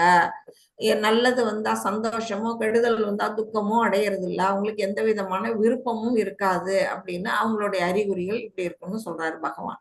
ரெண்டாவது பேச்சு. அவர்களுடைய பேச்சு எப்படி இருக்கும் அப்படின்னு அர்ஜுனர் கேட்கிறாரு. அது வந்து 2.56ல இருந்து 57 வரையிலும் கொடுத்திருக்கிறாங்க. அது என்ன கொடுத்திருக்காங்க? இன்பம் துன்பம் பயம் கோபம் இவற்றின் பாதிப்பு இல்லை. அவங்கள வந்து என்ன செய்யும், இந்த இருமைகள்ல அவங்களுடைய பாதிப்படைய மாட்டாங்க. அவங்க வந்து சமநிலையில பேலன்ஸ்டு மைண்டா இருப்பாங்க. அவங்க வந்து பயப்படவும் மாட்டாங்க, கோபப்படவும் மாட்டாங்க. ஏன்னா அவங்களுக்கு ஆசை இல்லை. விருப்பம் இருந்தாதான் வெறுப்பு வரும். அந்த வெறுப்பு வராதுக்கு காரணம் வந்து அவங்களுக்கு விருப்பமே இல்லை. அதனால அவங்களுக்கு பயமும் கிடையாது. அது நடக்கலையேங்கிறதுனால ஒரு கோபமும் வராது. இந்த மாதிரி பாதிப்புலாம் இல்லாம இருப்பாங்க. அவங்களுடைய பேச்சும் அது மாதிரி இருக்கும் அப்படின்னு சொல்றாங்க. அடுத்தது எப்படி இருக்கிறான், அவர் பார்க்கறதுக்கு எப்படி இருக்கிறான் அப்படின்னு கேட்டா 2.58ல இருந்து 63வது ஸ்லோகம் வரையிலும் கொடுத்திருக்கிறாங்க. ஆமை தன் ஓட்டிற்குள் உடலை சுருக்குதல் போல. ஆமை எப்படி இருக்கும்னு உங்க எல்லாருக்குமே தெரியும். அது வந்து தலையை மட்டும் வெளில நீட்டி இருக்கும். 4 காலும் 4 பக்கமும் நீட்டிட்டு அது நடந்து போகும்போது போனா 4 காலும் அது தலையும் மட்டும் தெரியும். மேல ஃபுல்லா வந்து ஓடு, அதோட ஓட்டுக்குள்ள மறைச்சு வச்சிருக்கோம் உடம்பு. அது வந்து அதே சமயத்துல அது தேவையான நேரத்துலதான் அந்த தலையும் காலையுமே வெளியில நீட்டும். மிச்ச நேரங்கள்ல எதிரிய கண்டா அது என்ன செய்யும், டக்குன்னு உள்ள சுருக்கிக்கும். தலையும் உள்ள சுருக்கிக்கும், கால்களையும் வந்து உள்ள சுருக்கிக்கும். அந்த ஓட்டுக்குள்ள அது போயிடும். அது மாதிரிதான் இந்த திடமனசுடையவங்க என்ன செய்வாங்க, தன்னுடைய 5 புலன்களையும், நம்மள்ட்ட இருக்கிறது 5 புலன்களையும் என்ன செய்வாங்க, தேவையான நேரத்துக்கு மட்டும்தான் அவங்க வந்து அதை யூஸ் பண்ணுவாங்க. தன்னோட கண்களை என்ன செய்வாங்க, பகவானை பார்க்கறதுக்கு வந்து யூஸ் பண்ணுவாங்க. கால்களை வந்து பகவானுடைய கோயிலுக்கு போறதுக்கு யூஸ் பண்ணுவாங்க. கைகளை வந்து பகவானுக்கு அர்ச்சனை பண்றதுக்கும் பூ பறிக்கிறதுக்கும் மலர் கட்டுறதுக்கும் யூஸ் பண்ணுவாங்க. வாயை வந்து அவர் பகவானுடைய புகழை வந்து பாடுறதுக்கு, அவரோட கீர்த்தனம் பாடுறதுக்கு யூஸ் பண்ணுவாங்க. மூக்கை வந்து அந்த அவருடைய பூக்களை நுகர்றதுக்கு வந்து யூஸ் பண்ணுவாங்க. கண்களை அவரை பார்க்கறதுக்கு யூஸ் பண்ணுவாங்க. இத மாதிரி நம்முடைய புலன்களை வந்து பகவானுக்காக யூஸ் பண்ணுவாங்க. மித்த நேரத்துல என்ன செய்வாங்க, அப்படியே எல்லா புலன்களையும் அடக்கி வச்சுக்குவாங்க. அப்படி வந்து அவங்க எப்படி இருக்கிறாங்க, ஆமை தன் ஓட்டிற்குள் உடலை சுருக்குவதற்கு போல அவங்க புலன்களை சுருக்கிட்டு இருப்பாங்க அப்படின்னு சொல்லப்பட்டிருக்கு. எப்படி நடந்து கொள்கிறான் அப்படின்னு கேட்டா 2.64ல இருந்து 72 வரையிலும் உள்ள ஸ்லோகங்கள்ல ஆசைகளிலிருந்து விடுபட்ட வாழ்க்கை. அவங்க என்ன செய்வாங்க, நாம இந்த வாழ்க்கையை வாழறதுக்கே காரணம் என்ன அப்படின்னா நம்மளோட ஆசைகள் தான். அந்த ஆசையை நிறைவேற்றிக்கிறதுக்காக மட்டும்தான் நம்ம வந்து இங்க வாழ்ந்துட்டு இருக்கோம். அந்த ஆசைகள்ல இருந்து அவங்க எல்லாம் வந்து என்ன செய்வாங்க, விடுபட்ட வாழ்க்கையா அவங்க இருப்பாங்க. இதுல இருந்து ஒதுங்கி வாழ்வாங்க. இங்கதான் வாழ்வாங்க, ஆனா அந்த ஆசையை விட்டுட்டு பற்றற்ற வாழ்க்கையை வாழ்வாங்க. அப்படிப்பட்ட நிலையில தான் அந்த திட மனசு சோபர்மேன் அப்படிங்கிற சொல்லக்கூடியவங்க இருப்பாங்க அப்படின்னு இதுல பகவான் சொல்லி இருக்கிறாங்க. மாதாஜி இந்த ஸ்லோகம் படிங்க. हरे कृष्णा. ஹரே கிருஷ்ணா. भगवान श्री भगवान उवाच ब्रगादि यदाहमान् सर्वान् वार्तमनोहरान् आत्मन्योवात्मना दुष्ट स्थितबृहस्यस्तदोच्यते. हरे कृष्णा. ஹரே கிருஷ்ணா. புருஷோத்தமராகிய முழுமுதற் கடவுள் கூறினார், பார்த்தனே, எப்போது ஒருவன் தமது மனக்கற்பனையினால் எழும் புலர்நுகர்ச்சிக்கான எல்லா ஆசைகளையும் துறந்து தூய்மை அடைந்த மனத்துடன் தன்னில் திருப்தி அடைகிறானோ அப்போது அவன் தெய்வீக உணர்வில் நிலை பெற்றவனாக அறியப்படுகிறான் அப்படின்னு சொல்லப்படுது. அதாவது நம்ம புலன்களை எப்படி கட்டுப்படுத்தணுங்கிறத நம்ம இப்ப பார்த்தோம். ஒரு ஆமை தன்னோட ஓட்டுக்குள்ள சுருக்கிறது போல அந்த திட மனசுடையவங்க வந்து தன்னுடைய புலன்களை கட்டுப்படுத்துவாங்க. அந்த புலன்கள் எப்படிப்பட்டது அப்படின்னா கட்டுக்கடங்காதது. மனசு வந்து காற்றுல வந்து புலன்களை வந்து ஒரு படகு வந்து எப்படி காத்துல வந்து படகை இழுத்துக்கிட்டு போகுமோ அது மாதிரி வந்து அந்த புலன்கள் என்ன செய்யும், நம்மளை வந்து கெட்ட வழியிலையோ நல்ல வழியிலையோ ஏதோ ஒரு வழியில நம்மளை வந்து இழுத்துக்கிட்டு போகக்கூடிய சக்தி படைச்சது. புலன்கள் வந்து மிகவும் சக்தி படைச்சது. அதுதான் வந்து பகவான் வந்து இதுல சொல்லியிருக்கிறாங்க. அப்படிப்பட்ட புலன்களை வந்து அடக்கிறது வந்து ரொம்ப ஒன்றும் சின்ன காரியம் கிடையாது, ரொம்ப கடினமான விஷயம். ஏன்னா அது வந்து அவ்வளவு சக்தி படைச்சதுனால அத வந்து ஒரு எப்படி அடக்கணும் அப்படின்னா, ஒரு பாம்பாட்டி எப்படி பாம்பு அடக்குறானோ அது மாதிரி நாம வந்து புலன்களை வந்து அடக்கணும் அப்படின்னு நமக்கு வந்து சொல்லப்பட்டிருக்கு. பிரபுபாதா நமக்கு வந்து அதுல விளக்கத்துல கொடுத்துருக்குறாங்க. அது மாதிரி நம்ம அதை அடக்கிறதுக்கு வந்து ரொம்ப கடினமா இருக்கிறதுனால நம்ம என்ன செய்யலாம் அப்படின்னா, இதுக்கு ஈஸியான ஒரு வழி அப்படின்னா அதை வந்து புலன்களை திசை திருப்பணும். அதுதான் வந்து நம்ம சொன்னது. நம்மளுடைய புலன்கள் எல்லாம் வந்து கண்ணை வந்து பகவான் மேலேயும் காதை வந்து அவரை பற்றி கேட்கறதுலயும் நம்ம வந்து புலன்களை வந்து திசை திருப்பணும். அந்த மாதிரி திசை திருப்பும் போது நம்ம வந்து புலன்களை வந்து ஈஸியா வந்து கட்டுப்படுத்த முடியும். இப்போ வந்து ஒரு சுகர் பேஷண்ட் இருக்காங்க அப்படின்னா அவங்களுக்கு வந்து ஒரு ஸ்வீட்டை கொடுத்தோம்னா ஸ்வீட்டை வந்து சாப்பிடக்கூடாதுன்னு சொல்லிட்டு அவங்களுக்கு எதுக்கே வச்சிருந்தோம்னா அவங்க என்ன செய்வாங்க, அது சாப்பிடணும் அப்படிங்கிற ஒரு விருப்பத்தினால எடுத்து சாப்பிடுவாங்க. அந்த அந்த அந்த ஸ்வீட் மேல உள்ள ஒரு ஆசை வந்து என்ன செய்யும்னா அவங்க அதை வந்து சாப்பிடக்கூடிய ஒரு நிலையில அவங்களை தள்ளி விட்டுடும். அது வந்து நமக்கு அது ஆகாது, உடம்புக்கு ஆகாதுன்னு தெரிஞ்சுமே அது என்ன செய்வோம். அதுக்கு நம்ம என்ன செய்யணும், அதை விட நம்ம வந்து ஹையர் டேஸ்ட், அதுக்கு என்ன பண்ணணும், அதை விட ஹையர் டேஸ்டா இருக்க ஒரு பொருள் அதுல நம்மளோட மனசை வந்து திருப்பணும்னா நம்ம வந்து இதை விட்டு நம்ம வந்துருவோம். அதுதான் அப்ப நம்ம ஒரு டிவி பாக்குறோம், ஒரு சினிமா பாக்குறோம், இல்ல ஒரு ஷாப்பிங் போகணும் அப்படிங்கன்னு நினைக்கிறோம். அதுல இருந்தெல்லாம் நம்ம மனசை விடுவிக்கணும் அப்படிங்கணும்னா அதை விட உயர்ந்த நிலையில கூடிய பகவானோட கோயிலுக்கு போகணும், அவரை பத்தி கேட்கணும் கொள்ளணும் அப்படின்னு நம்மளுடைய புலன்களை வந்து நல்ல நிலையில திருப்பும் போது அந்த புலன்களை வந்து நம்ம கட்டுக்குள்ள கொண்டு வர முடியும் அப்படின்னு சொல்லப்பட்டிருக்கு. அதே மாதிரிதான் இவங்க என்ன செய்யறாங்க, இங்க வந்து பிரகலாதன் மகாராஜ் இருக்கிறாரு. அவரு வந்து என்ன செய்யறாரு, அவர் ஒரு அசுரனுக்கு பிறந்தவரா இருந்தாலும் கூட அவர் வந்து நாராயண மந்திரத்தை உச்சரிச்சுக்கிட்டே இருக்கிறாரு.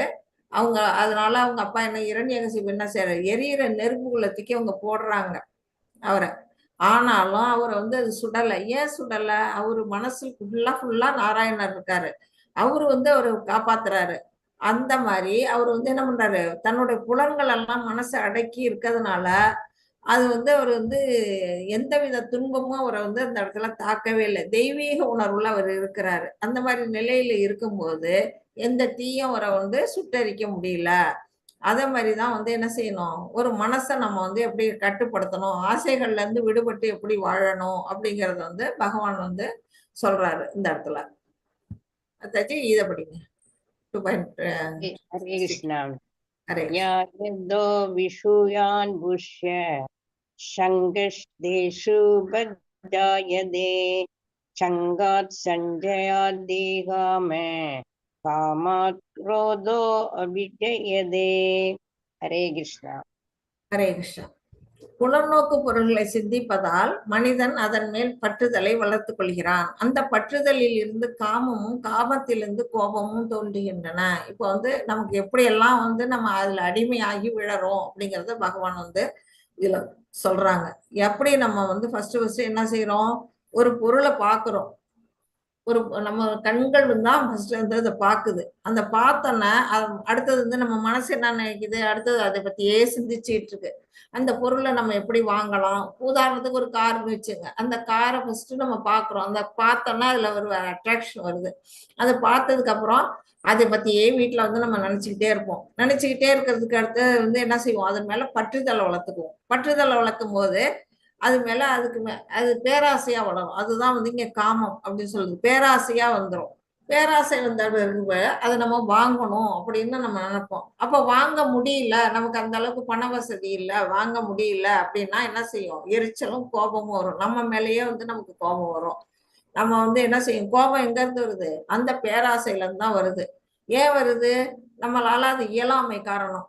அப்ப வந்து கோபம் வருது அப்படின்னு இதுல வந்து ஒரு உதாரணம். அடுத்தது இதோட கண்டினியூஷனும் இருக்குது. மாதாஜி இதை படிங்க. ஹரே கிருஷ்ணா.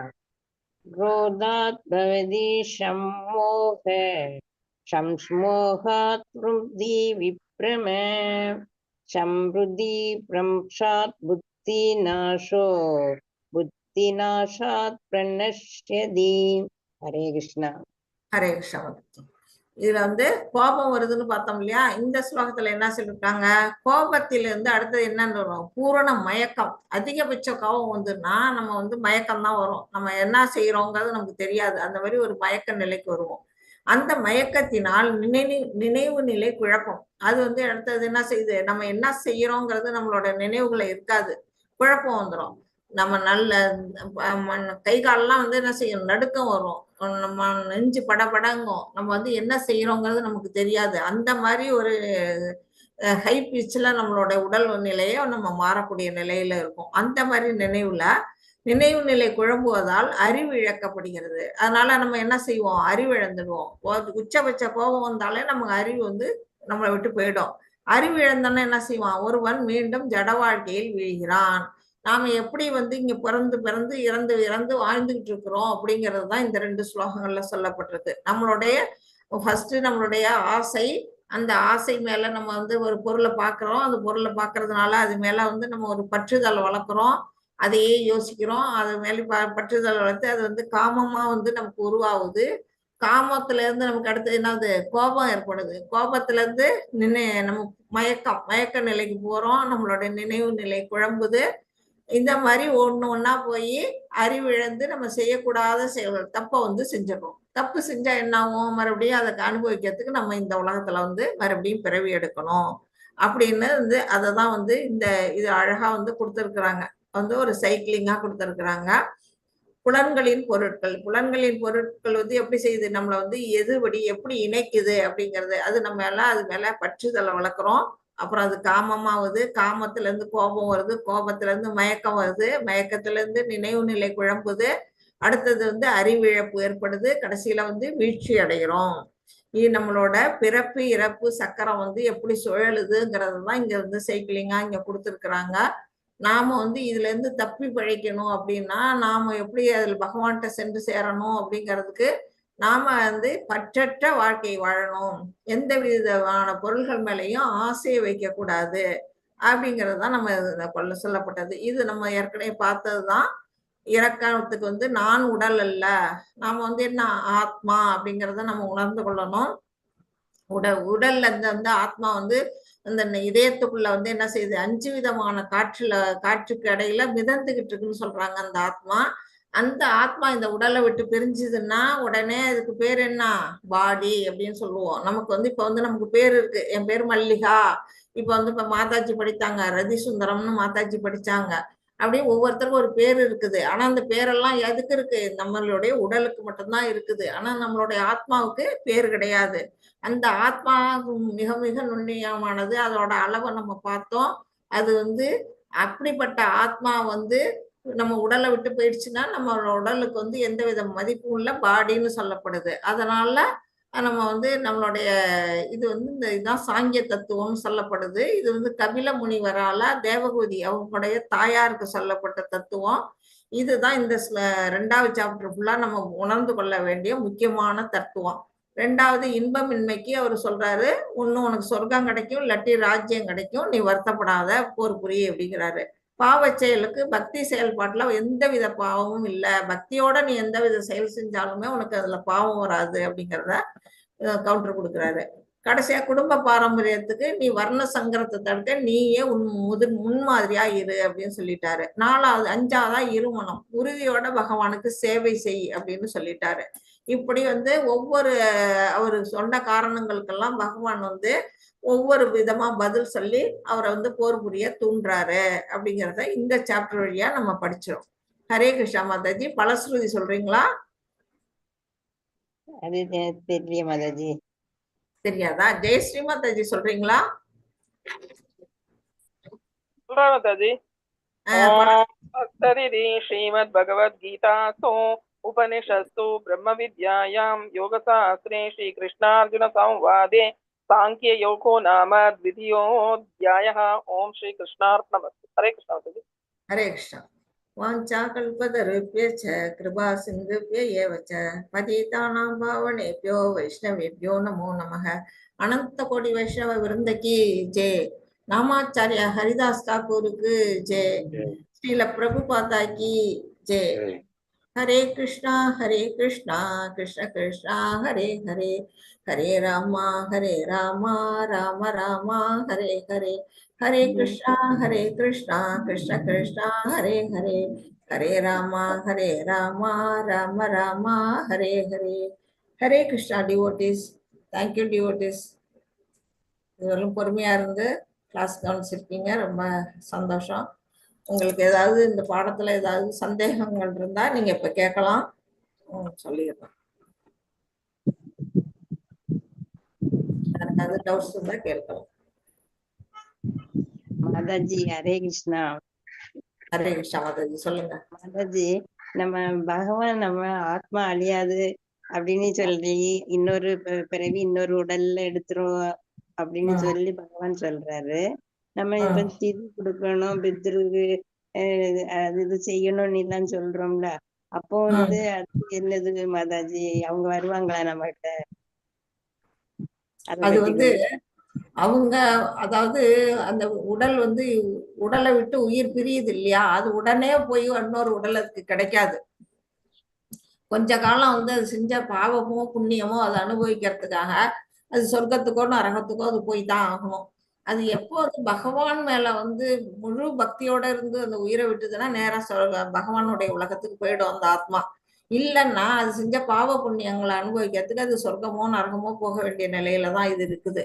அப்படிப்பட்ட நிலையில இருக்கும்போது நாம அவங்களுக்கு செய்ய வேண்டிய பிதிர்க்கடன்களை செஞ்சே தீரணும். ஏன்னா நாம நமக்கு இந்த உடலை கொடுத்தவங்க யாரு? நம்முடைய முன்னோர்கள் இல்லையா? நமக்கு இந்த உடலை மட்டும் கொடுக்கல, நம்ம வாழறதுக்கான சொத்து சேர்த்து வச்சுட்டு